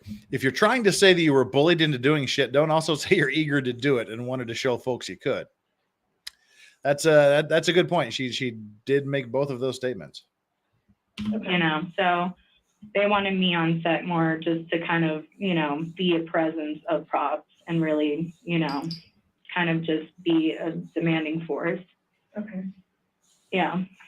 Did you ever express to them at any point if you felt overwhelmed or? After that, I thought we were doing pretty good of managing both. There were some days, where I would talk to Sarah and I was like she would be like, could you come out here and see what's going on with me? And I was like, no, dude, I need to like focus on guns and I need to pull guns for later on. And she would be like, well, you're the second. I think you should be here with me on set to watch this. She's and I was freaking like, me not out. A lot of props out there. I'm going to be here doing the guns. Okay. She's all over the damn map with these statements. I didn't do this, but I did this. I didn't want to do this, but I wanted to do this. She's just kind of all over the damn map here. And it's only a few days after the show she worked on ended up costing a woman her life and another man being injured. I'm sure there's some frazzledness going on here, but yeah, she's just kind of all over the map. So there was a couple of times that I also kind of really held my ground on not, spreading myself too incredibly thin. Or getting overran by Yeah. others. Yeah, exactly. Because you kind of just have to, but ultimately with higher positions, sometimes you get ran over. Okay. Who hired you for Rust? I believe, I'm not really sure. Seth just texted me and he's like, you got the job, prop assistant, so-and-so. I sent him my resume and Sarah sent it in and I think Ro approved it. And yeah, so Sarah hired me, Ro approved it. Okay. So it's not like a typical hiring process for a job. Well, now she didn't say they hired me to be the armorer here. She's saying she applied for it and they told her that she got the job as the assistant prop master. That's odd. Job where you have to go in and Yeah, no, there's no real interviews like any time in film. Film's a very weird industry. word of mouth. Word of mouth by all means. I think it's so weird how like secretive it is almost, like it's really hard to get on anything unless you know somebody. And if you stop working for a while, it's like almost hard to jump back in it. Yeah. Yeah. It's really weird. You can't just like look up like film jobs in your area and then go and apply. That's not a thing. Indeed. Yeah. I really wish it was kind of like that. That would probably, that'd be a lot better. But right now there's just such a media surge, especially that, they're just kind of getting on anyone that they can bring really, because the media surge with all of these different, like the networks and everything coming out with their own little internet things, making everything like boom right now, like crazy. Yeah. I know you had talked about how you were in the process of becoming a union member. Yeah. With which union? I was working on becoming a union member with the local 44. Okay. That's the oldest and longest established union, and it's also the one that my dad's a part of. So is that like international or? I'm not really entirely sure. I know it's mostly California. Each union is kind of specific to the area.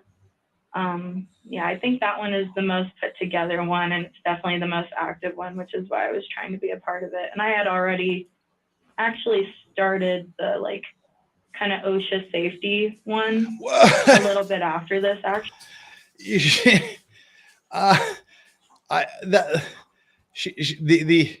The OSHA people, they're the Occupational Safety and Health Administration. Is that what I forget what OSHA stands for? It's the Occupational Safety and Health Administration, correct? Anyway, they're basically these safety people that are all over every company on earth, well, in America, that deal with these things. And I'm curious to what they would say. I'm sure there was an OSHA investigation going on, but she's saying she didn't have the proper OSHA shit under her belt before this started. That ain't good again. That ain't good. Yeah, it's, you notice how people here in the chat are starting to freak out about this. Started OSHA, says Just Cause. Oh no, say other people, says Vicky T. Where did the other? Yeah. Renovatio says, I started the OSHA safety one. Oh, well, that's good. Please stop talking. You're killing yourself.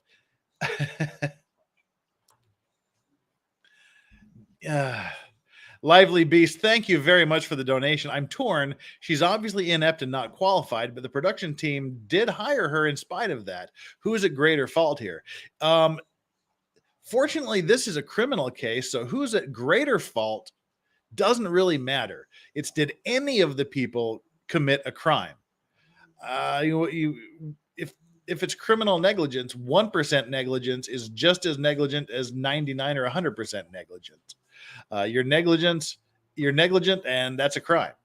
So it's both of them can be equally liable of criminal negligence or something along those lines. Whatever it is in New Mexico that handles such deals. But yeah,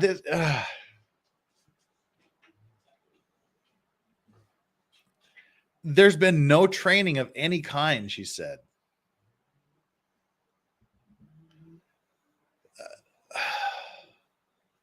And again, people are saying, well, why aren't we, why isn't there lawyers?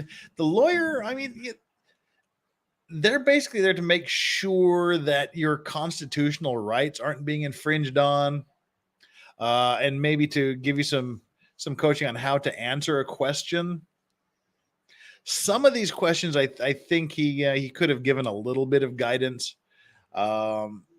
But again, she's already talked yesterday without him being present. There's already shit there. So there's, in one sense, there's not a lot of sense in refusing to answer any questions or having the lawyer be too much of an interference in the process. But if there's anything that is clearly unconstitutional or clearly involves, her constitutional rights being compromised, he should step in.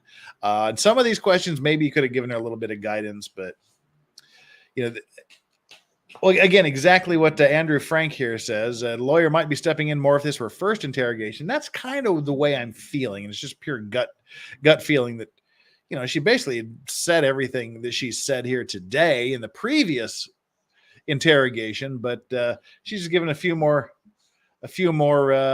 details today. I mean, it's not a good situation. Actually, so I had already been starting that. Okay. Congratulations on starting your a OSHA little bit training. before that into the program. Jesus. Okay. Mm-hmm. So as far as your employment on Rust, were you hired on a contract, or how? I was hired on a contract. Yeah, the contract wasn't really specific to the job per se. The contract was just like regular employee contract. Jason has a copy of it. Okay. I'm confused. She signed an employment contract, but the employment contract didn't give her the details of her employment. That's what the fuck kind of operation are these people running here? Why would you offer someone a job without telling them what the job is? And why would you take a job without being told what your job is? This is bad. Homeland, nice Mass Effect blast there. I bet she holds guns like a Mass Effect Andromeda cutscene too. That was bad. Oh.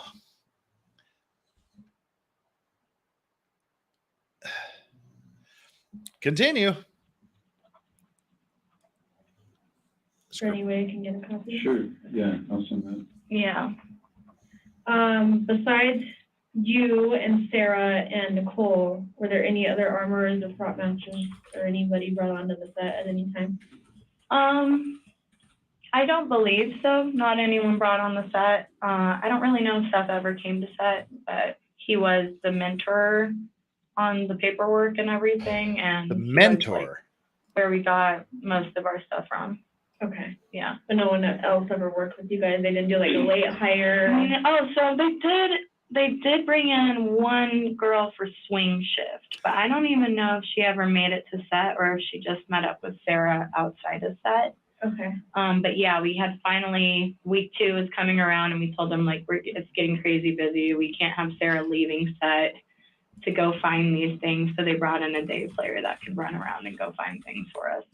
Okay. Because before that, Sarah had to leave set a lot of the time. Oh, that also contributed to spreading us thin for a little while there. That's why they brought in the third person, because ultimately Sarah would have to leave set pretty much every day for several hours, and then it would just be me out there. And what would Sarah do? So the prop master would leave Sarah for would go several try to hours. find props, because with them bringing her in a week, you know, it's hard to find like a weird Indian axe, you know, like there's a bunch of weird, obscure things for a period piece that are super hard to find. So she would go try to find them, meet up with other prop masters in the area and see if they had them. Do you know who that fourth was? You know, I think her name was Jade. Jade. Yeah. Okay. Yeah. I was hoping for her to come more on set, but yeah, they just hired her as a day player every now and then.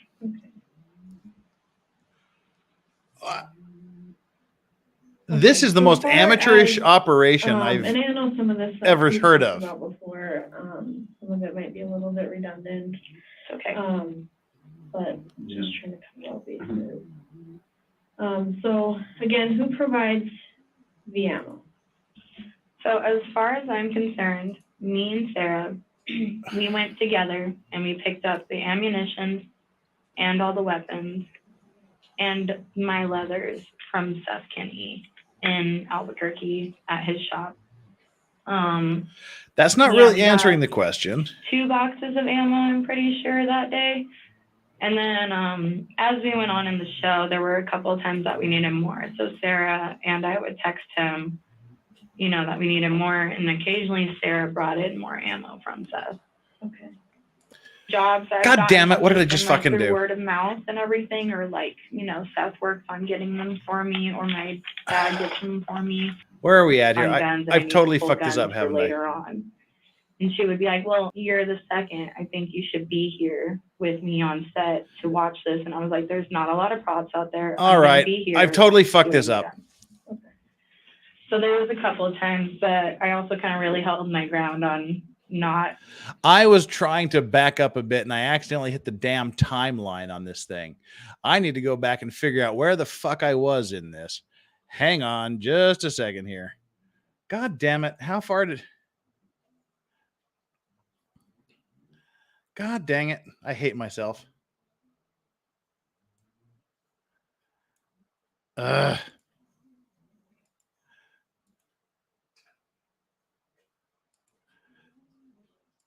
All right. Looks like we're about halfway through it. God damn it. I can't believe I did that. I need to be a little bit more careful with my with my screenshots here. Looks like we're a little bit farther along here in this little shit show I've got going. Damn it. But yeah, we had finally, week 2 is coming around and we told them like, it's getting crazy busy. We can't have Sarah leaving set to go find these things. So they brought in a day player that could run around and go Okay, find there we things go. for We were us. just a little bit past this. Because before that, Sarah had to leave set a lot of the time. Oh, Damn it. that also contributed to Sorry spreading us about that, thin people. Yeah. for a little while there. That's why they brought in the third person, because ultimately Sarah would have to leave set pretty much every day for several hours, and then it would just be me out there. And what would Sarah go do at that time? Sarah would go try to find props, because with them bringing her in a week, you know, it's hard to find like a weird Indian axe, you know. We're a like, little bit past this, but I don't there's a really bunch want to of fucking weird, touch this obscure again. things So for a I period piece that are apologize for super that. hard to find. So she would go I try have to find the them, meet up with other I have the prop video masters in window the really, area and really see if they have 'em. minimized, so Do you know who there's that not a was? lot of space between You know, the I think her timeline name was bar Jade. and the pause Jade. bar. So Yeah, Okay. yeah. yeah, I was thanks, hoping Late for Autumn her to come more Sky. on Love you. set, but yeah, they just hired her as a day player every now and then.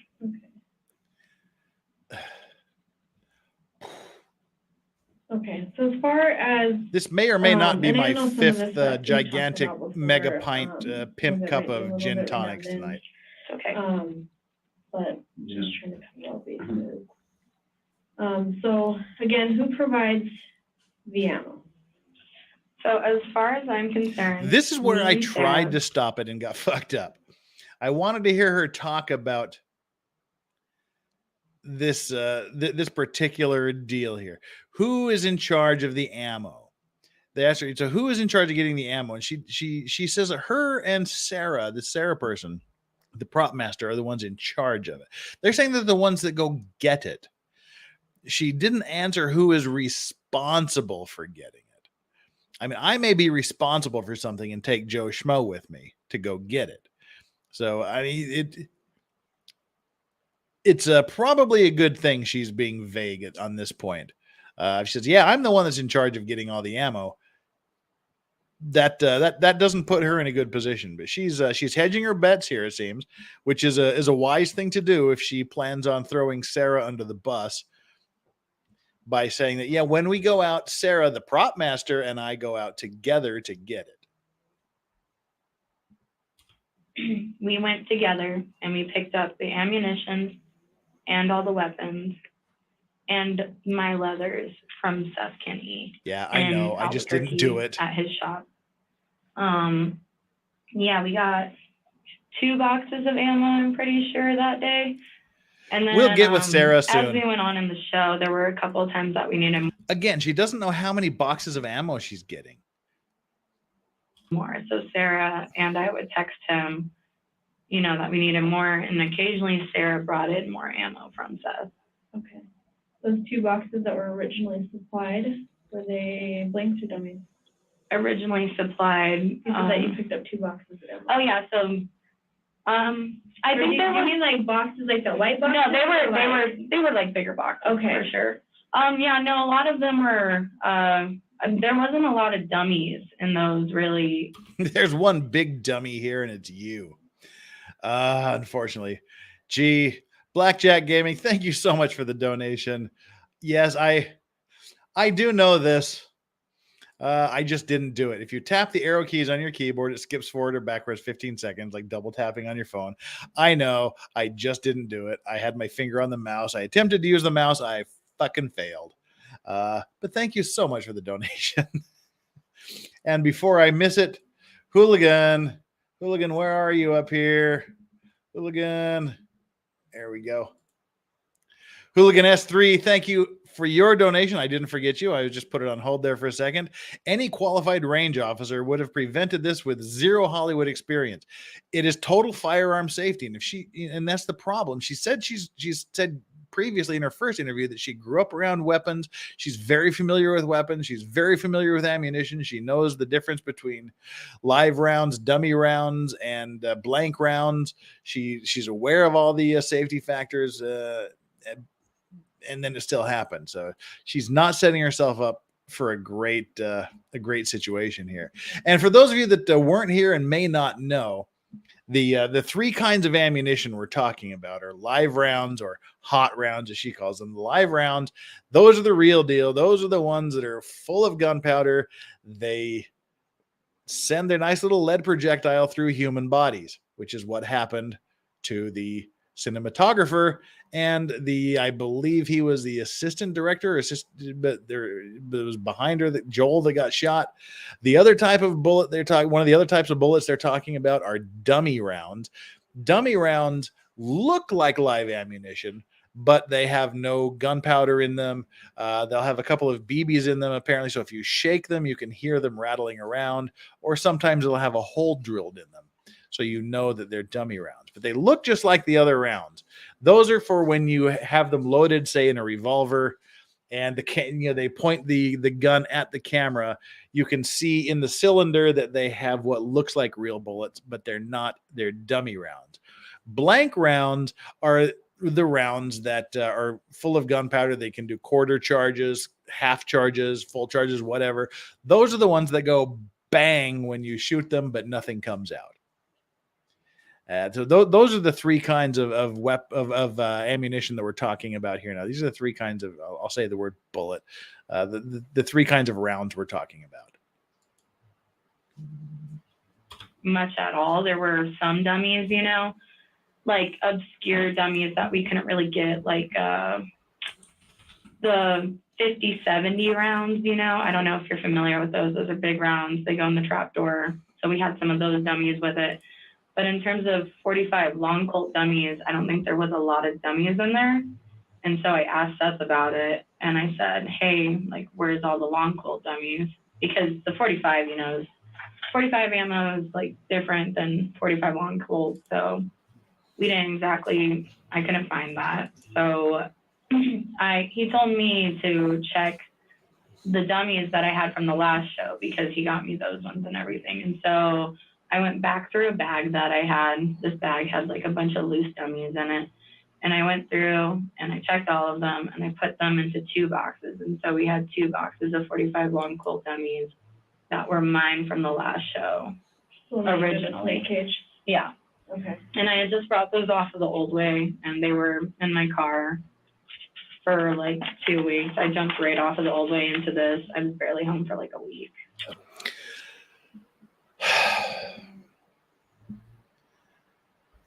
Well, okay, that John Long last name said exactly what I was sighing about, loose rounds. The fact that she's pulling rounds just from some rando bag of ammo that she's got laying around somewhere and putting those in the box, I would like to think that is against some sort of protocol, some sort of common sense, where if something comes in a fucking box, leave it in the fucking box. If it comes in a bag, if you have it stored in a bag, don't fucking put it in the box. You need to keep the integrity of whatever it is that you have in front of you. Yeah, that doesn't sound really, really good. And again, she was bragging yesterday about this cool little fanny pack bum bag she has that has lots of little pockets that allows her to carry different types of ammunition, and she can just reach in and pull out whatever she needs. Not a good thing, she said previously.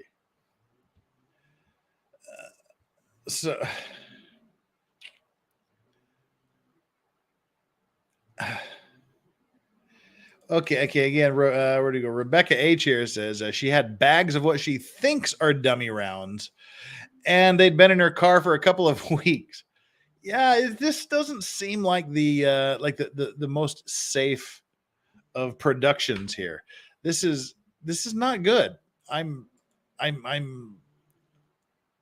feel bad for her that someone died as a result of this, and I don't really think that she's realized that. I don't think that's set in with her yet, even at this point, that she may have contributed to the death of another human being by being out of her depth and fucking around with things like this.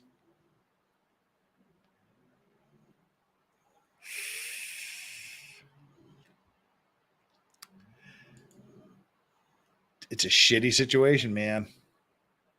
So, yeah. But he told you to check your flight. Yeah. And what you had to take it. Yeah. So he authorized you to bring. He authorized me to bring, dummies. Okay. And then also there was one time where he didn't give us any eighth loads, and I had 1 box of eighth loads, and so I was like, I'm gonna use my box of eighth loads, put it on the invoice, and I would have received money for that. For blanks. For blanks, yeah. Eighth load blanks. The lawyer speaks. Did you ever get recompensated for this? No, I don't really plan on it, given the circumstances, because usually that goes through staff.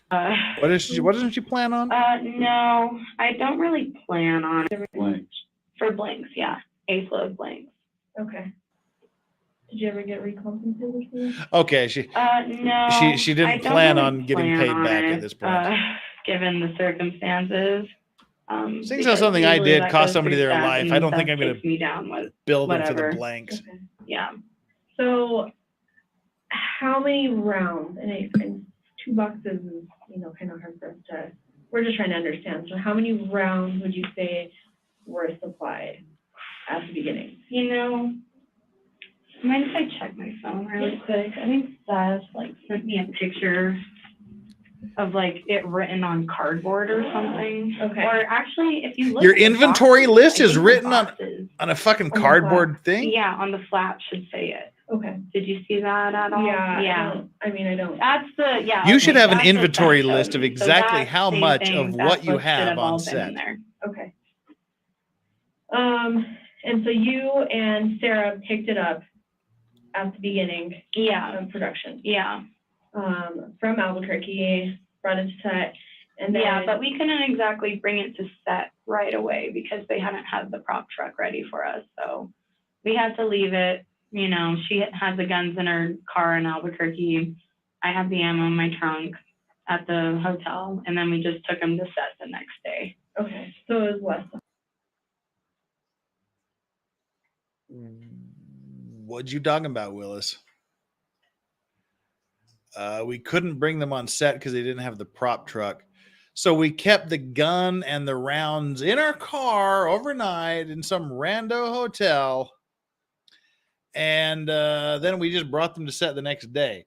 And remember, she said she checked all of these things before. So at this point, she better say that she checked them again after this point. Not I checked them at home and then left them in this chick's car for a couple of days before we got to set. Jay, the bald guy's her lawyer. The joy catcher, the bald guy, that's her lawyer.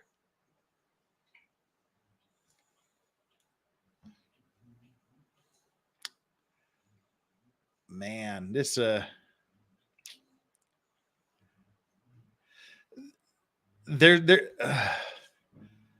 don't even know what to say. I mean, just the fact you're just leaving guns and ammunition around and not checking and not securing it and just, bringing your own to the set, not having an inventory list of what's going on, not knowing how much of what kind is there. This ain't good if you're trying to show you're not negligent. Overnight, yeah, just 24-hour overnight. period. It was multiple days. Multiple days of what? I was just gonna say, for Sarah to keep all those in her vehicle in Albuquerque, that's a Okay. bold move. Well, and it was only one night, and she had a garage. Okay. So that's why she was like, "Do you want them to go with you or me?" And I was like, "You have a garage, So the armorer is telling the prop master that she wants the prop master to take the armaments and keep them in her car because she has a garage. Probably shouldn't be passing the buck like that. You're the armorer. You're responsible. You keep them with you, and you better fucking make sure they're secured some way. Not, okay, I'm the armorer. You're just the prop person, but why don't you take the guns and the ammunition and keep them in your garage overnight? What could possibly go wrong with this scenario? Albuquerque, though. I know. I told her. Spike was all like, "Get those and get out," and I was like, "Hell yeah." So when you guys brought additional rounds on the set or additional boxes or needed more, how did those get delivered? Sarah brought them in most of the time. I never saw Seth after the first time that I saw him. Okay, so she's fingering. I'm sorry. I was just going to say she's fingering Sarah, but that doesn't sound very good, does it? She's fingering Sarah over here.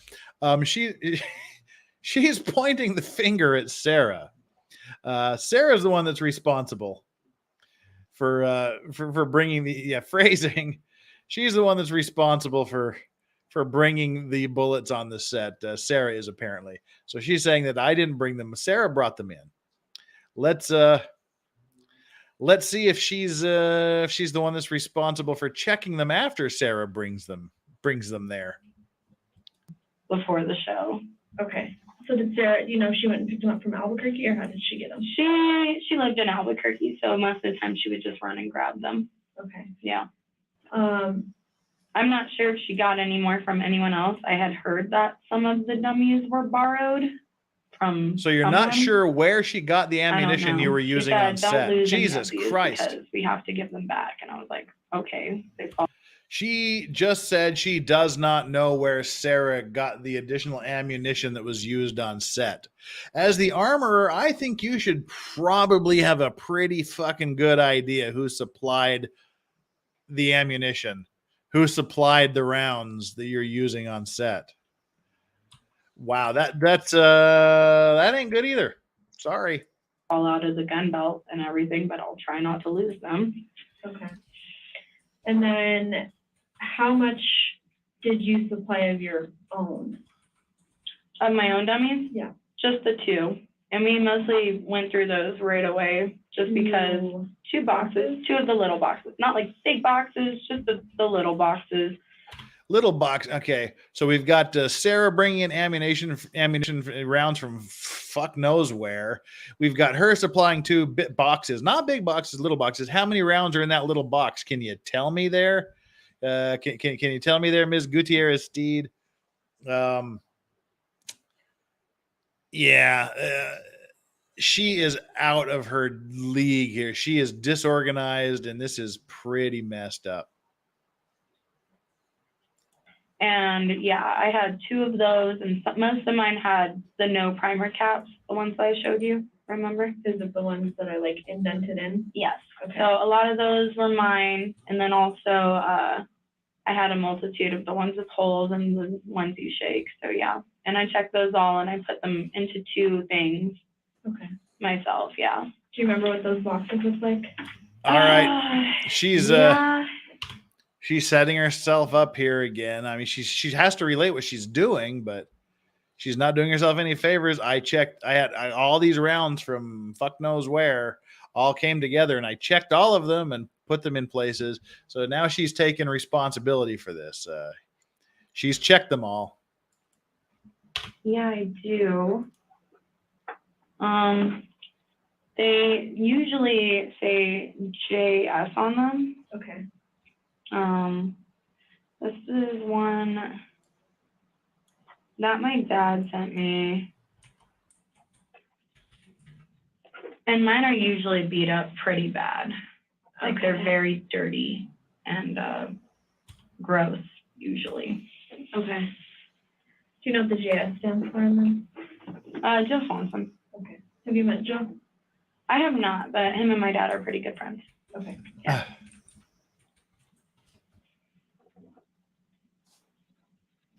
All right. So as far as ammo goes, who has access? They stay. All right, this answer is going to be important because she said that she's responsible for this. She checked everything. She put things into thingies.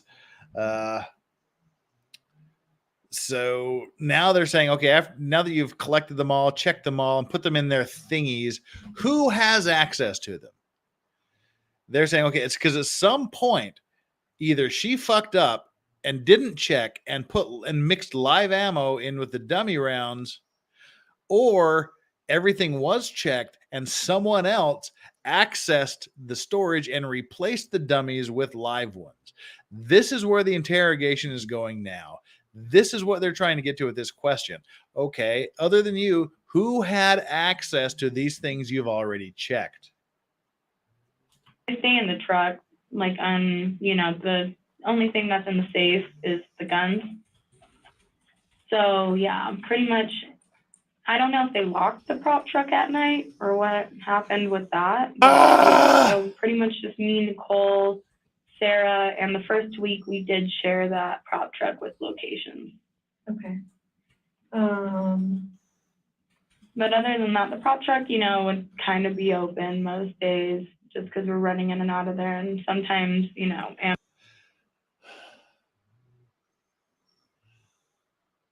She doesn't know if the prop truck where the guns and all the various ammunition are stored is locked.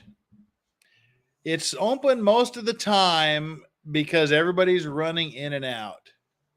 Jesus, this is fucked up.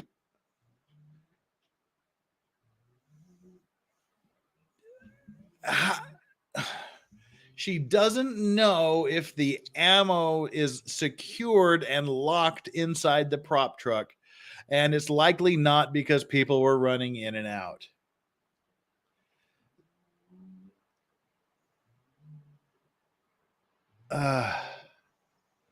Man. Justice for Johnny, thank you so much for the donation here. It's deeply appreciated, the super chat. Why is live ammo on any set? It shouldn't be. And that's what the police are trying to get to the bottom of here. How this live ammo got its way on set when there should only be blanks or dummies. All we know at this point is she's in charge of it. Her prop master brought in some bullets brought in some ammo from fuck knows where. She brought in some of her own shit from wherever she had them in this loose bag. They put them in the wherever the hell they store them in the prop truck that is not usually locked. And if it is, she doesn't know if it's locked. This ain't going well for here. This is just an indie shit show is what this is. This is an indie shit show with Alec Baldwin's production company on a shoestring budget. This is insane. This ain't good. Ammo is underneath on our cart, just chilling there usually. She just said the ammo is on the cart, just chilling there usually. The fuck does that mean?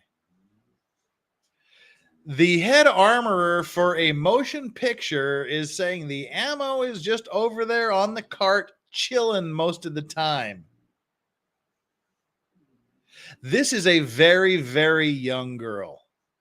How old is she? Something tells me said she was 24.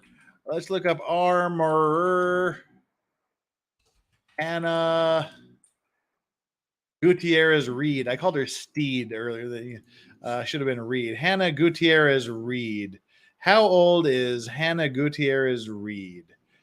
She apparently doesn't have a Wikipedia page to tell me these things. So let's 24 years old. Yep, she's 24. This is a very young girl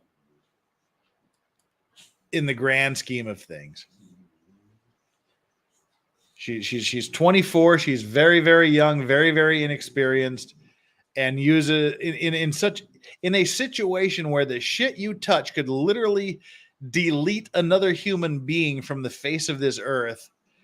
The best way you can describe the situation is, oh, the bullets are usually over there chilling on the cart.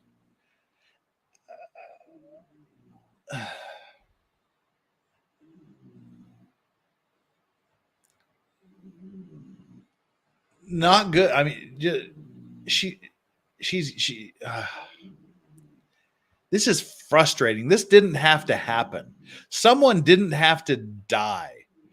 I mean, she has clearly fucked up. She has clearly done shit wrong.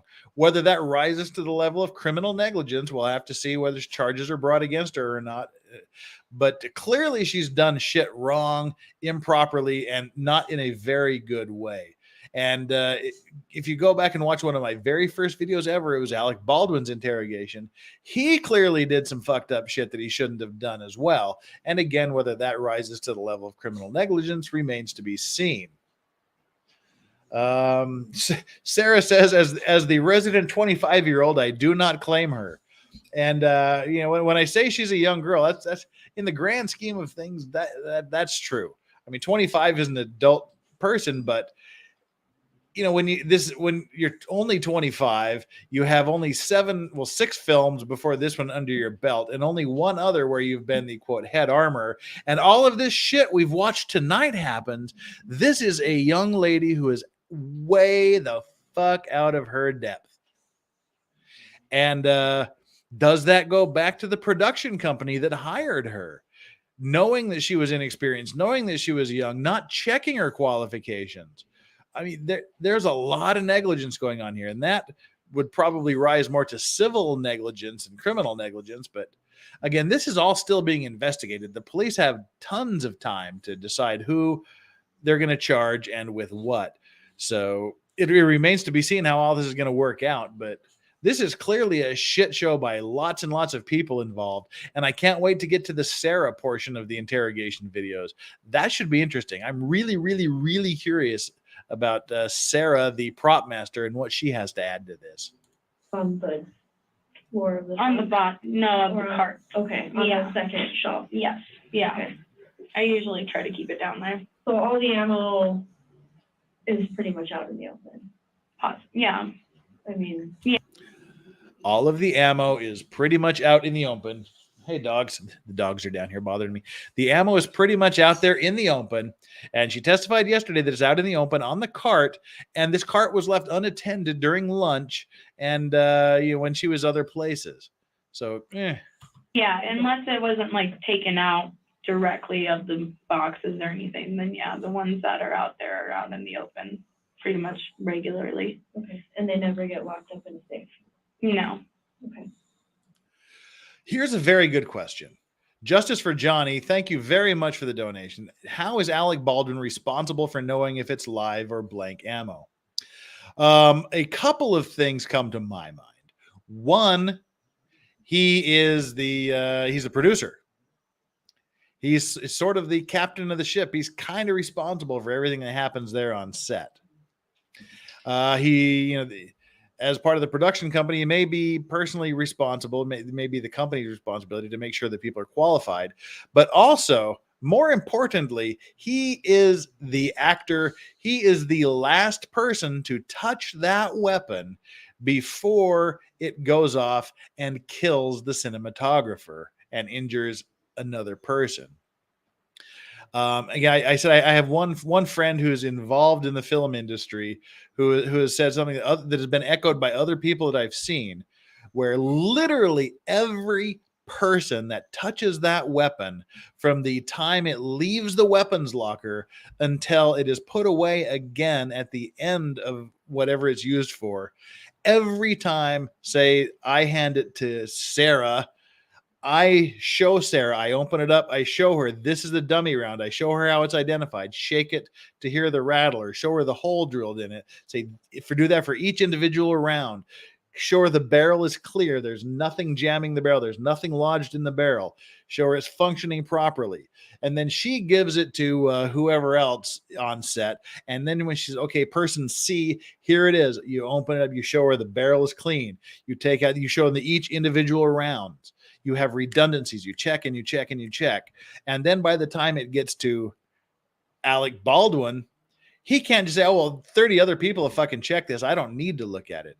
No, he should also go, okay, thank you for someone gives him the weapon and says, here is this. Then he should do the final check himself and say, okay, I have this weapon. This is the gun. There's nothing in it. The barrel's clear.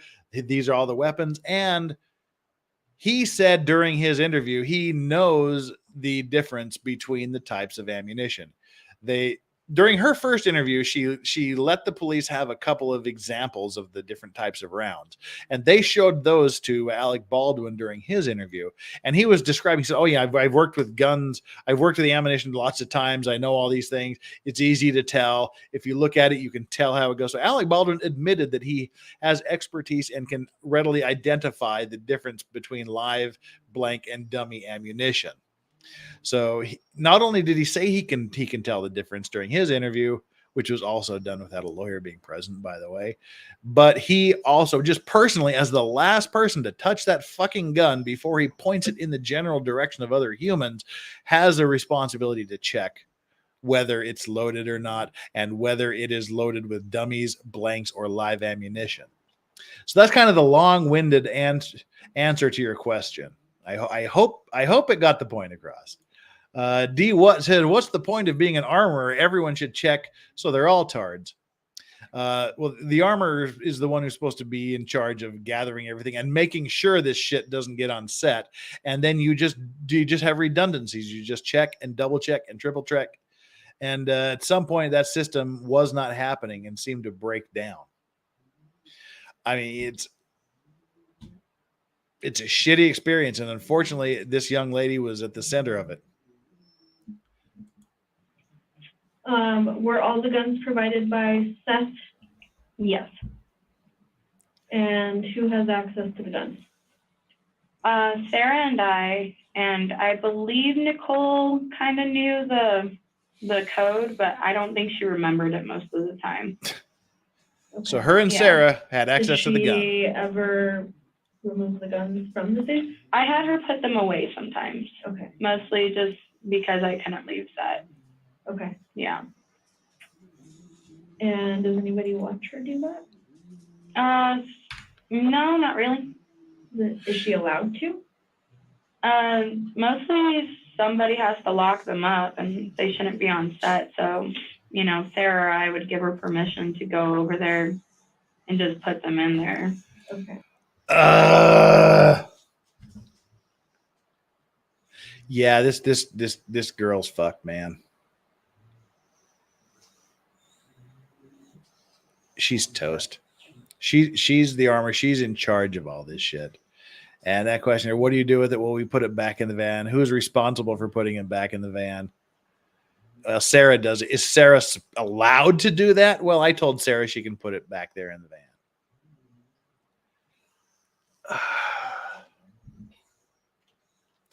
It's just improper handling of firearms. I mean, she's delegating shit to people that should not be delegated. That's her job as armor, I would imagine, would be to directly and personally take care of this shit and not trust it to the prop master, who is not a weapons expert, who is not a weapons master as you should be. I mean, this is just fucking around on set. Oh, here's the gun. You go put it away. You know, you get lax. You cut corners because something's not going to happen, and nothing ever does happen until it happens.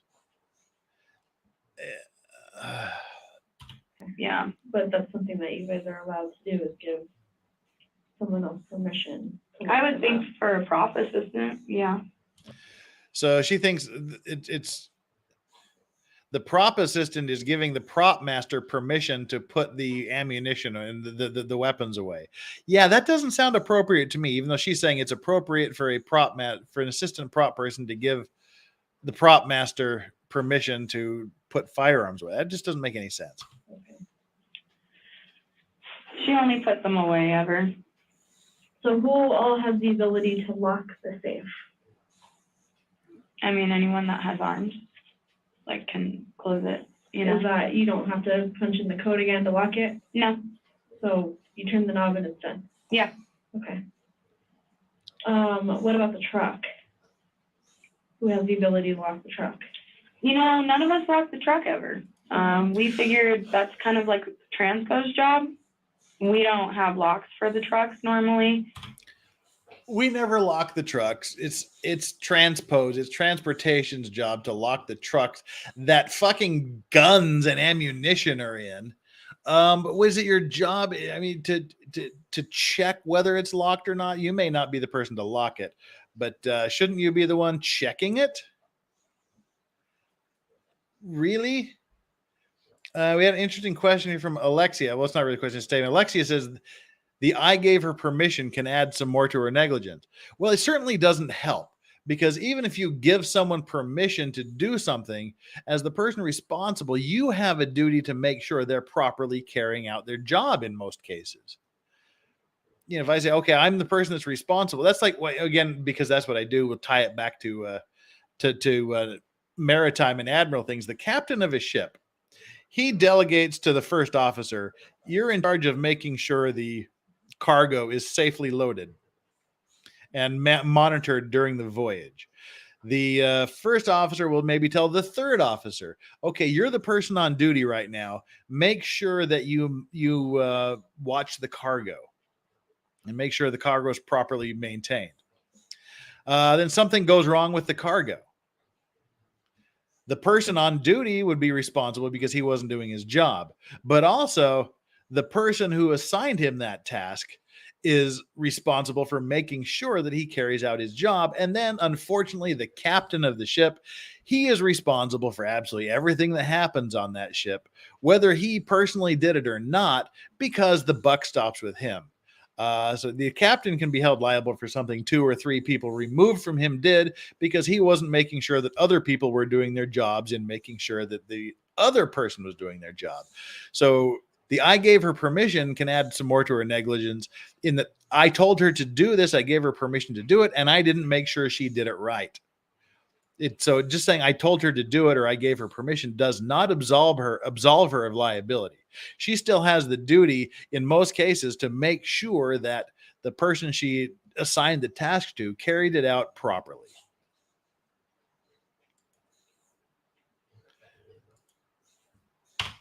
I know some prop masters lock up their own trucks, but yeah, not really sure. We kind of just closed ours up every day. Some prop masters lock their own trucks, but we just shut the fucking door. Okay. Do you know? I don't know if Transpo ever locked it. Okay. And Who was in she charge doesn't of even that know truck? if the truck was ever fucking Not locked. specifically. Okay. I don't remember his name. It was a male though. Yeah. Can you describe him? He was a sweet old Hispanic man with a nice mustache.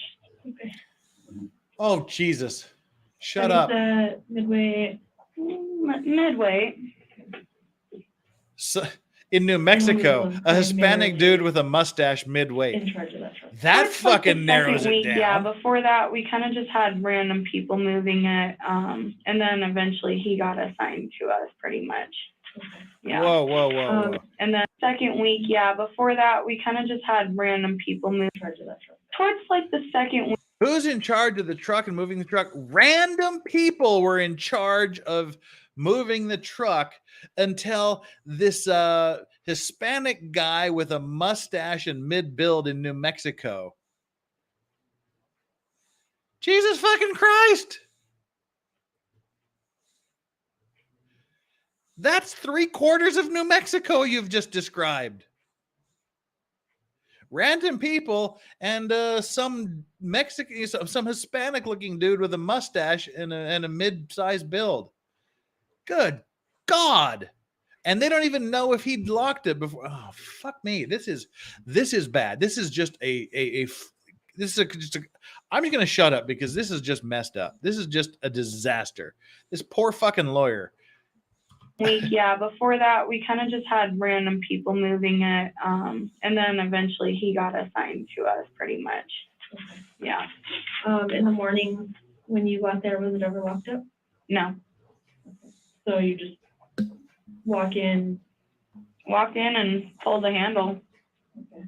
What about the back of it? I know it's got one of those big. Yeah, that's what we normally did. Yeah. That's what we normally just did. Closed up the side and we would unlock the handle.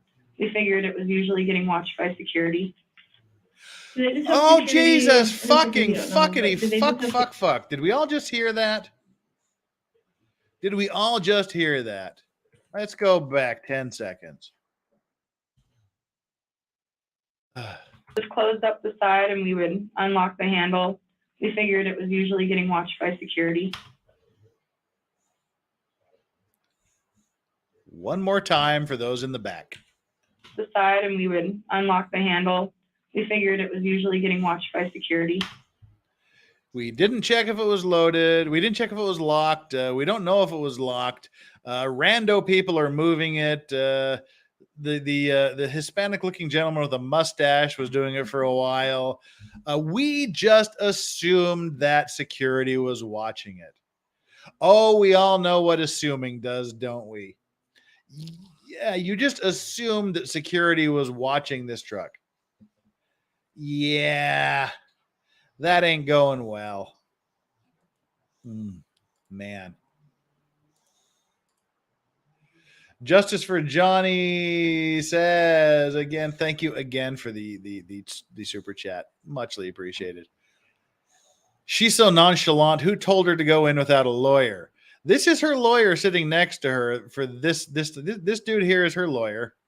She did the first interview without a lawyer. She said, I'm thinking I might possibly need a lawyer. I might possibly want my lawyer here, but it wasn't a clear and unambiguous statement. She was invoking her right to have a lawyer present during testimony. So the police officers, they Jedi fucking mind tricked her into believing she didn't need a lawyer. And within 10 minutes of them starting the first round of questioning, she had forgot that lawyers existed on planet Earth. So yeah, she did herself no favors in that regard. Do they just have security, and it's okay if you don't know, but do they just have security at that front gate there, or do they have? I know that I've seen some security around other parts of set, like just in a car, but that was mostly after the incident and everything, and it was just a car near the church. Okay. So that's really all I know. Does security watch the trucks all security night? Well, she used. assumes they did. So you'd say, as far as ammo goes, it is common to have it outside of that safe. Yeah, no, it's super common to have it outside of the safe. It's super common to have ammo outside of the safe, presumably when it's not being used. All right, we've got a bunch of people here. I hope you go back and watch this if you came in midstream. This is just getting worse and worse and worse as time goes by. And we're like halfway done. This is only like the first half of the interview. We'll be doing the second half probably tomorrow night. I mean, this is just disastrous. I mean, it's not good. While we're out here, before we jump back in, I would remind those of you that are joining late and whatnot, haven't done so, I would deeply appreciate it if you would do me a little favor, reach down there and hit the like button. Hit the like, hit the subscribe button if you haven't already done so. That helps the channel grow. It helps us develop. It helps get the word out. So like and subscribe. It would be deeply, deeply appreciated. We've picked up about 10 subscribers since we started. That is always appreciated. The more, the merrier. And anything you want me to take particular notice of, anything you want to say, any questions you have, the super chats are the way to do that. I appreciate all of the donations that come in. Big, small, medium, whatever. I deeply, deeply appreciate it. It's much appreciated. So we'll leave it at that and jump back in here for the last 10 minutes of the video. Who loads the ammo into the guns? Me and Sarah. Man, see, Sarah is the fucking prop master. Who loads the ammunition into the guns? Me and Sarah, the armorer and the prop master. If you're the armorer, what the fuck is anyone else doing loading this? I don't understand that. I mean, she's doing a good job of chucking Sarah under the bus, but it also may not be that great for her because who the fuck let Sarah do this? Sarah's even less qualified than you, which is a really, really, really unqualified thing to be. There's no good way to answer that question. Okay, you both load them. Yeah. And who loads ammo into like the bandoliers or the belts? And That's me and Sarah again. I think Nicole helped us a couple of times shaking them. okay, Yeah. did And she now ever, Nicole is actually in on it. load them, or did she just shake Into them and the- say they're good? And she would shake them and put them into the belt with me. Okay. Yeah. Do you know how often, or should I say, when did you guys put the ammo in the bandoliers? A lot of them already had it in there. So from the last Nick Cage set and everything. So still check those ones out and everything. But we, of course, She's the bandoliers, or like the big things the cowboys will wear across them or around their waist, where they have you can put the bullets in your belt, basically. So she's saying that the rounds were just hanging out there from the last film she worked on with Nicolas Cage. She didn't secure those. She just left them in the props.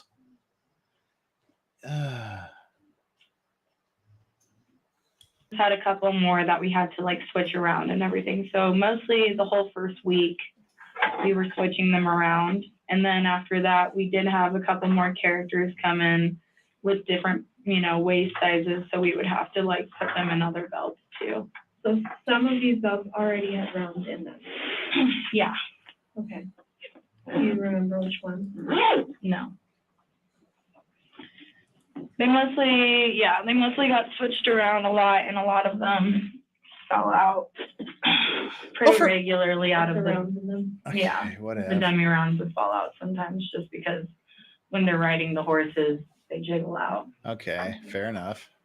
So you regularly have to put more in them. Fair So enough. since some of this ammo came from another production, was the ammo in those belts ever checked? Yeah, So you guys physically removed them from the belts yeah, and checked them? yes. Okay. And who all did the checking? That was me. That was involved in the 2 boxes that I did.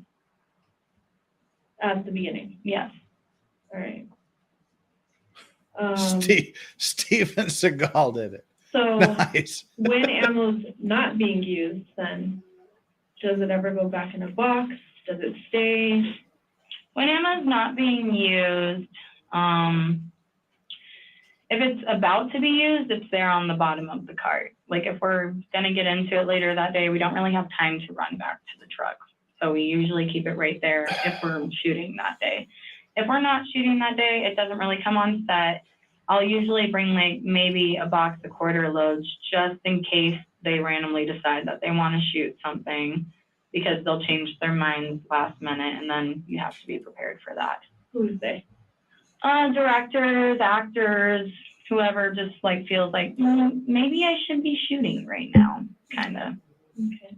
So when you go to unload the belts or the guns, anything of the sort, does it go back in a box?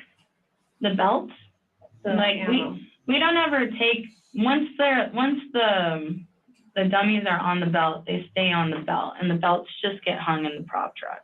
Okay. Okay. Like, yeah. And then for the guns and everything, yeah, we take all the dummies out if it's dummied up, and then of course we take the blanks out too. But where do they go? They go back in a box. Okay. And where does the Or box sometimes go? the dummies, they'll go on the cart, on the top of the cart. So would you say that ammo's ever mixed, The dummies and the blanks. or just, various kinds of dummies?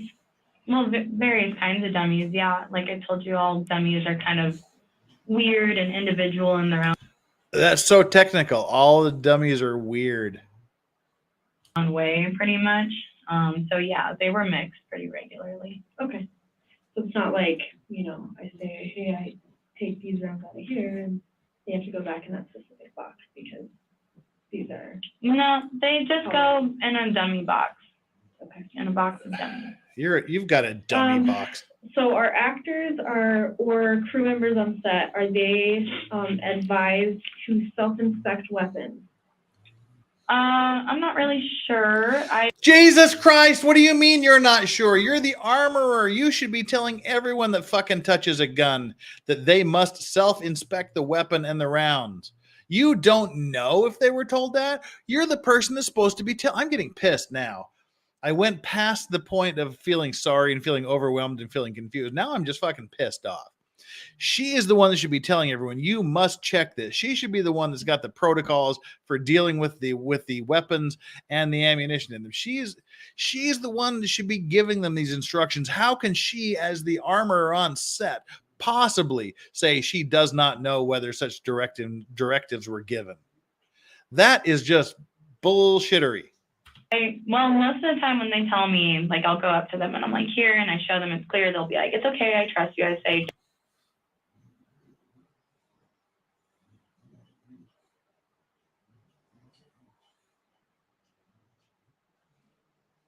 Rewind. I'm sure we all heard it, but let's hear it again. I'm not really sure.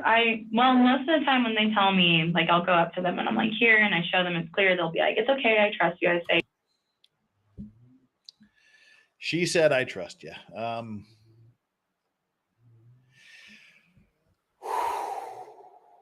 She's saying she walks up to the actors or whoever she passes this off to and says, here's the safe condition. She shows them or attempts to show them that it's safe and clear. And they say, oh, okay, that's okay. I trust you. The fact that they trust her calls in to question their judgment to begin with, now that I've heard this. But she should be saying, I don't care if you fucking trust me. You do a self-check on this weapon. I mean, that is the stupidest shit. Oh, I trust you. I trust you, little girl. Especially like Alec Baldwin, who's 3 fucking times her age. And he's been acting in films twice as long as she's been on the earth, basically. So, oh, I trust you. Don't ever fucking trust someone to give you a clean, safe weapon. Even if you pinky swear that is a perfectly safe weapon. Do not ever fucking trust someone who says they are giving you a safe weapon. I don't care if Mr. fucking Firearm himself gives you a firearm. You do not take someone's word for it that weapon is safe and will not kill someone. And the fact that she let them do that is bullshit for her. Exactly. Where a spot that says the first 10 minutes of firearm safety. That's pretty much it. Assume every gun is loaded. Do not point a weapon at anyone that you do not wish to destroy or anything that you do not wish to destroy. And 3, never take someone's word for it that it is a safe, secure weapon. Those are the 3 basic firearm principles that you were told the second someone organized puts a gun in your hand and says, let's learn about this.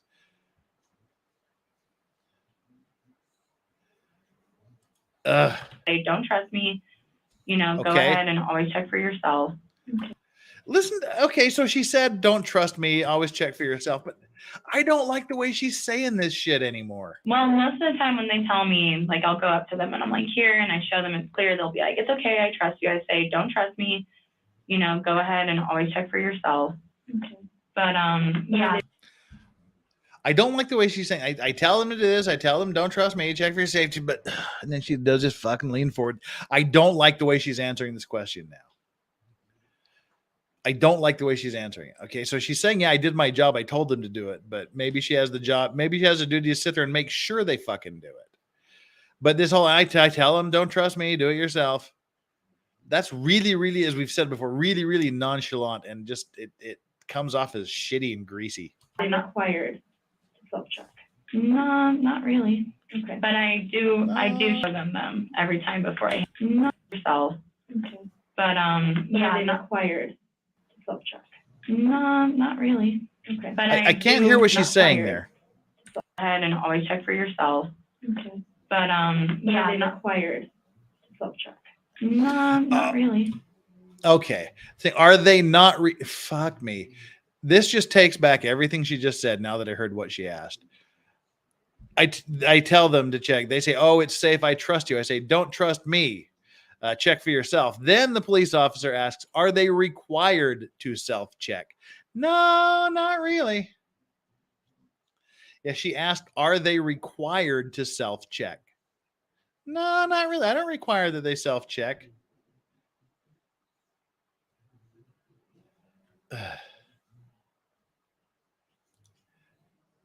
Your loss. Sorry. No, anyway, yeah, so are they not required to self-check? Not really. I trust you. I say, don't trust me, go ahead and always check for yourself. Okay. But, yeah, I'm not required to self-check. No, not really. Okay. But I do show them every time before I hand them off to them. All right. So she is saying that she hands this weapon off and checks it and shows people it's safe before she hands it off to them. And I believe she said yesterday she handed the gun to Sarah, who handed it to Alec Baldwin. I don't think she said that she gave it directly to Alec Baldwin, but this is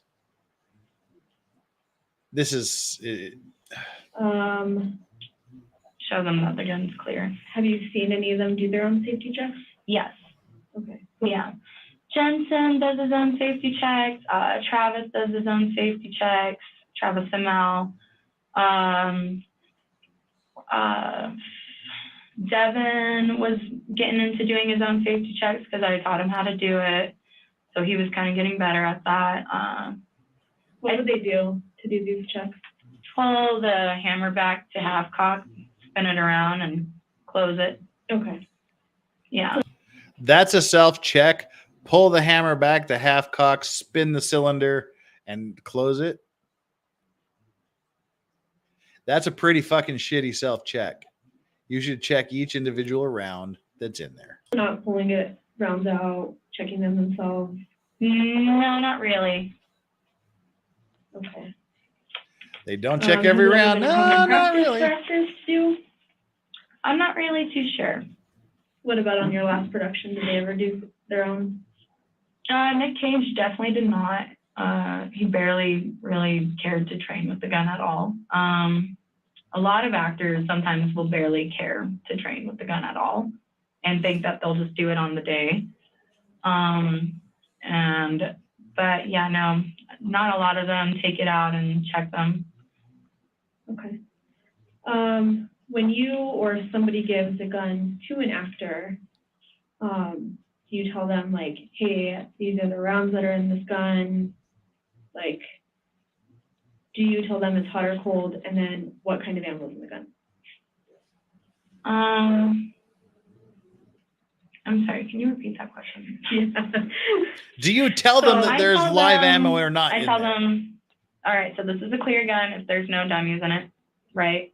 If it's dummied up, I show them and I say this is dummied up, and usually I have the dummies that have no primer cap in there. So I'll show them that. And then if it's hot, I'll tell them it's hot, and I'll tell them 4/4 loads or 4/8 loads or Whatever is in the gun. yeah. And I let them know exactly how many is in there. And I put it exactly to where they'll shoot it and it'll go for that time. Okay. Have you ever allowed access to anyone for any of these firearms? No. Like for using them on set For or, any purpose that well, I allow the, outside of what their scope was? no. Sit up straight Like and act after hours, responsible when you're during answering the lunch. fucking questions. No. You slouch. You know, days that you guys weren't. No, me, Nicole, and Sarah ate lunch together pretty regularly, pretty much every day, except for a couple of days where I would sit at another table or converse with some other people. But yeah, we all went to lunch together. We all locked them up every day at lunch, and we all locked them up every night. And I definitely didn't go to work on my weekends. Yeah, no, we remember we don't recall, we don't remember if they were locked away or not. We don't know if the prop truck was locked. We don't know if security was watching it. Remember that? Be careful there. Zach Frisch, thank you so much for the donation. That is appreciated. The lovely super sticker. Thank you so much for that. Because why would I do that? You know, Right. I want to be there as least as possible. Yeah. You get it. Don't we all? Yeah. So yeah, last weekend I was in Denver the first weekend actually. So yeah, then the other one I was just relaxing at my hotel. Did you spend any time with anybody on the weekend?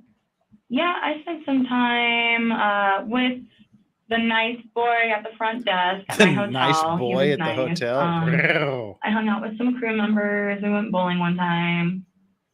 And other than that, I didn't really hang out with people outside of set too much. And I kind of went and did my own thing in Denver the week before. We haven't really been there that long. Okay. Did you go out, just I mean, did you go out with the crew one night to, I think they said like some brewery? Yeah. We went to the brewery downtown after bowling. After bowling? Yeah. Okay, and that was on a day off though? Yeah. Did you have work the next day? No, that was Monday. We had Monday, Tuesday off. Okay. Do you remember which Monday it was? It was the last Monday before the incident.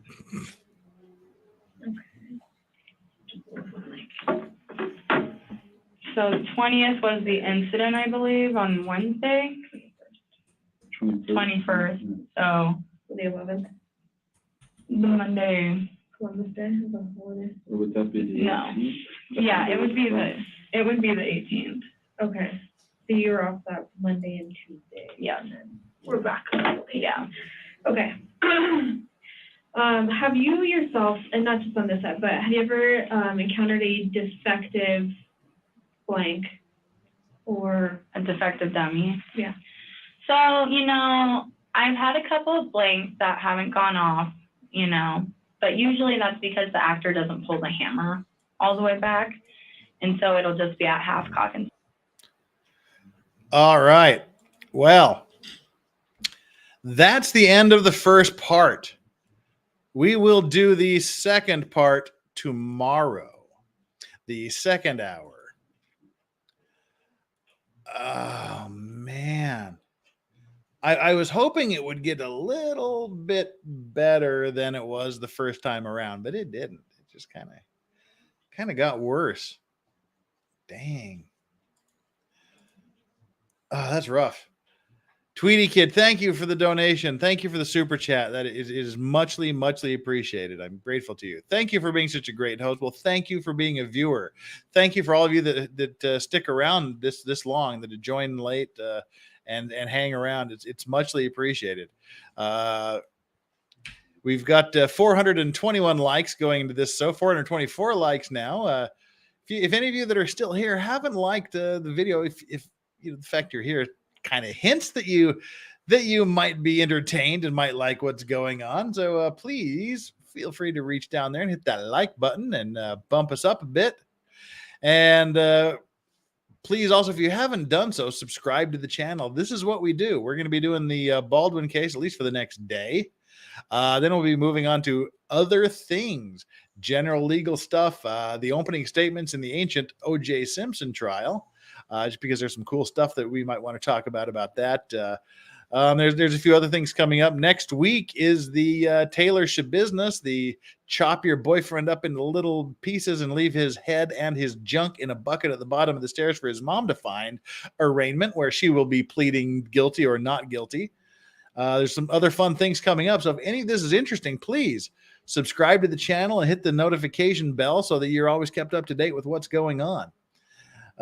We got some other general comments that I caught and noted and just sort of flagged as we went along that seemed to be comment. I won't say comment word, not to imply that the other ones aren't. These are just the ones I noticed. Activate members on your channel. I will do the members when I have something to offer people that want to be a member to the channel. I need to get on having someone make the custom shit for the for the channel. Still working all that stuff out. I got to get my legs under me a little bit more first, but it's in the works at some point. Lady Autumn Sky, I don't even understand if she was hired as part of props or anything to do with guns. That's kind of become less and less clear as this goes on. Originally, she was hired as the armorer. Today, during her testimony, during her interrogation, she's said that she was hired as armorer, but also as an assistant prop manager. There was a contract that was signed that didn't really tell her what her job was. It's kind of vague at this point if she has any fucking clue what's going on. So I assume prop, but I wouldn't be holding my breath on that at this point. She seems to have been hired as an assistant props manager that had something to do with guns. I mean, it's just getting weird. Don Karshan, sorry, don't know how to pronounce the last name there. So when are we expecting charges? Who knows? I don't know what the statute of limitations is, but it's usually a few years at least. So there's a good chance that it could be quite some time. They need to go through all of this, make sure they have all their I's dotted and their T's crossed before they decide who they're going to charge and what they're going to charge them with. So I wouldn't expect anything entirely soon. The joy catcher, whoever certified will be questioned. Probably, she said she doesn't have any certifications. She didn't take any particular classes. She just got the jobs through word of mouth. She started her OSHA safety training level 1 shortly before this happened. It's a shit show. During 1804, somebody put Daria in charge of the guns. Daria Morgendorfer from Beavis and Butthead is in charge of the weapons. Jeez, Daria. God dang.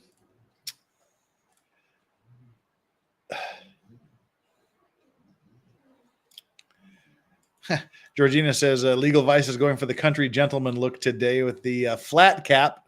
Lol. Yeah, this is one of my 3 flat caps I have. This is for any of you that are here from Ireland. This is from Aran, the Aran Wool Company. They make my cardigans and my 3 little hats here. So the Aran folks make this. It was just I realized I was about ready to start my stream without a customary hat, and this was just the first one I grabbed.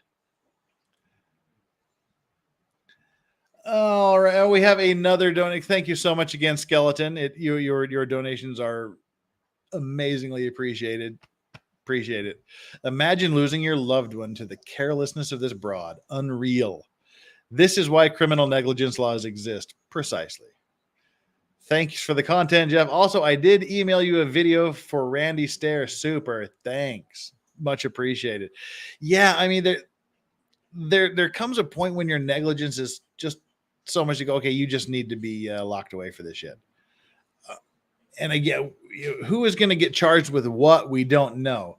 But I mean, as someone who is the armorer or claiming to be the armorer or admitting to something to do with the weapons, we're still not exactly clear on what she's saying she was doing.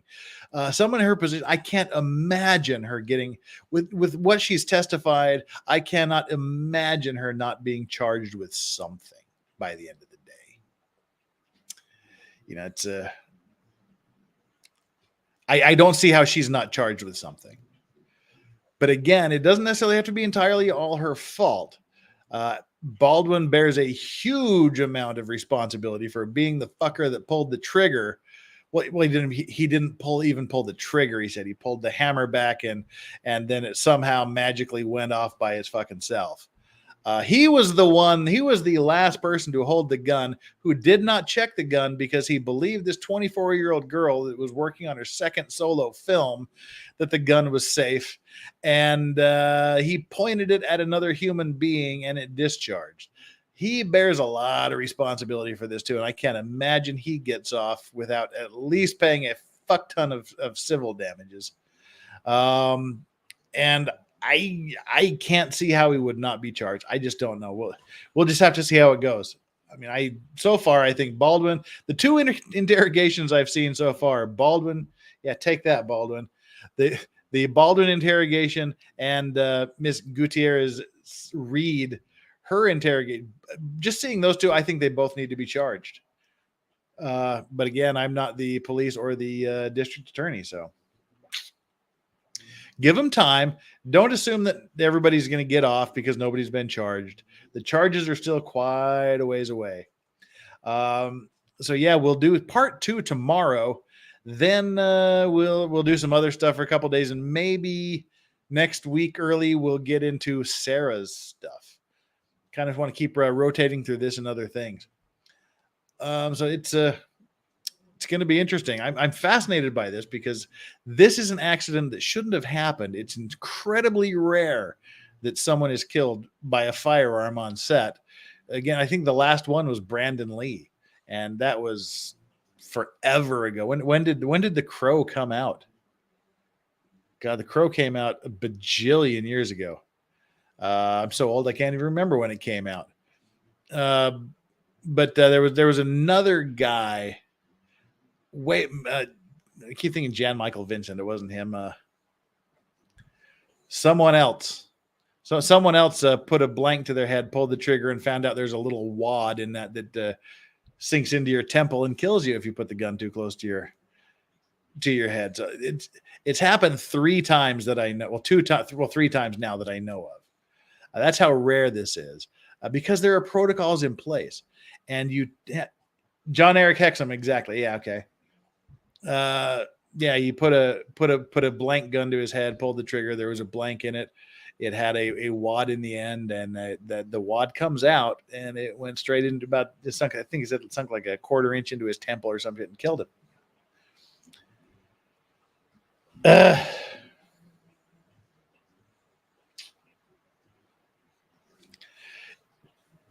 Safety was not the top concern on this, is what I'm getting out of this. This young lady, who she seemed like she should have had no reason, no rhyme for being where she was and being in charge of the weapons on this production. Where do we draw the line? People are going to go down for this. Somebody has to be charged with something. I just can't imagine it not being that way. And money is going to be paid out the ass for this. I mean, this is just the things we've heard would be ridiculous if you recounted them and said this was going on a film set. It's no wonder the film crew, half or all of them, as you said, walked off the day before this happened. This is insane. But yeah, we've been going here now for 2 hours and 39 minutes in a 1 hour video.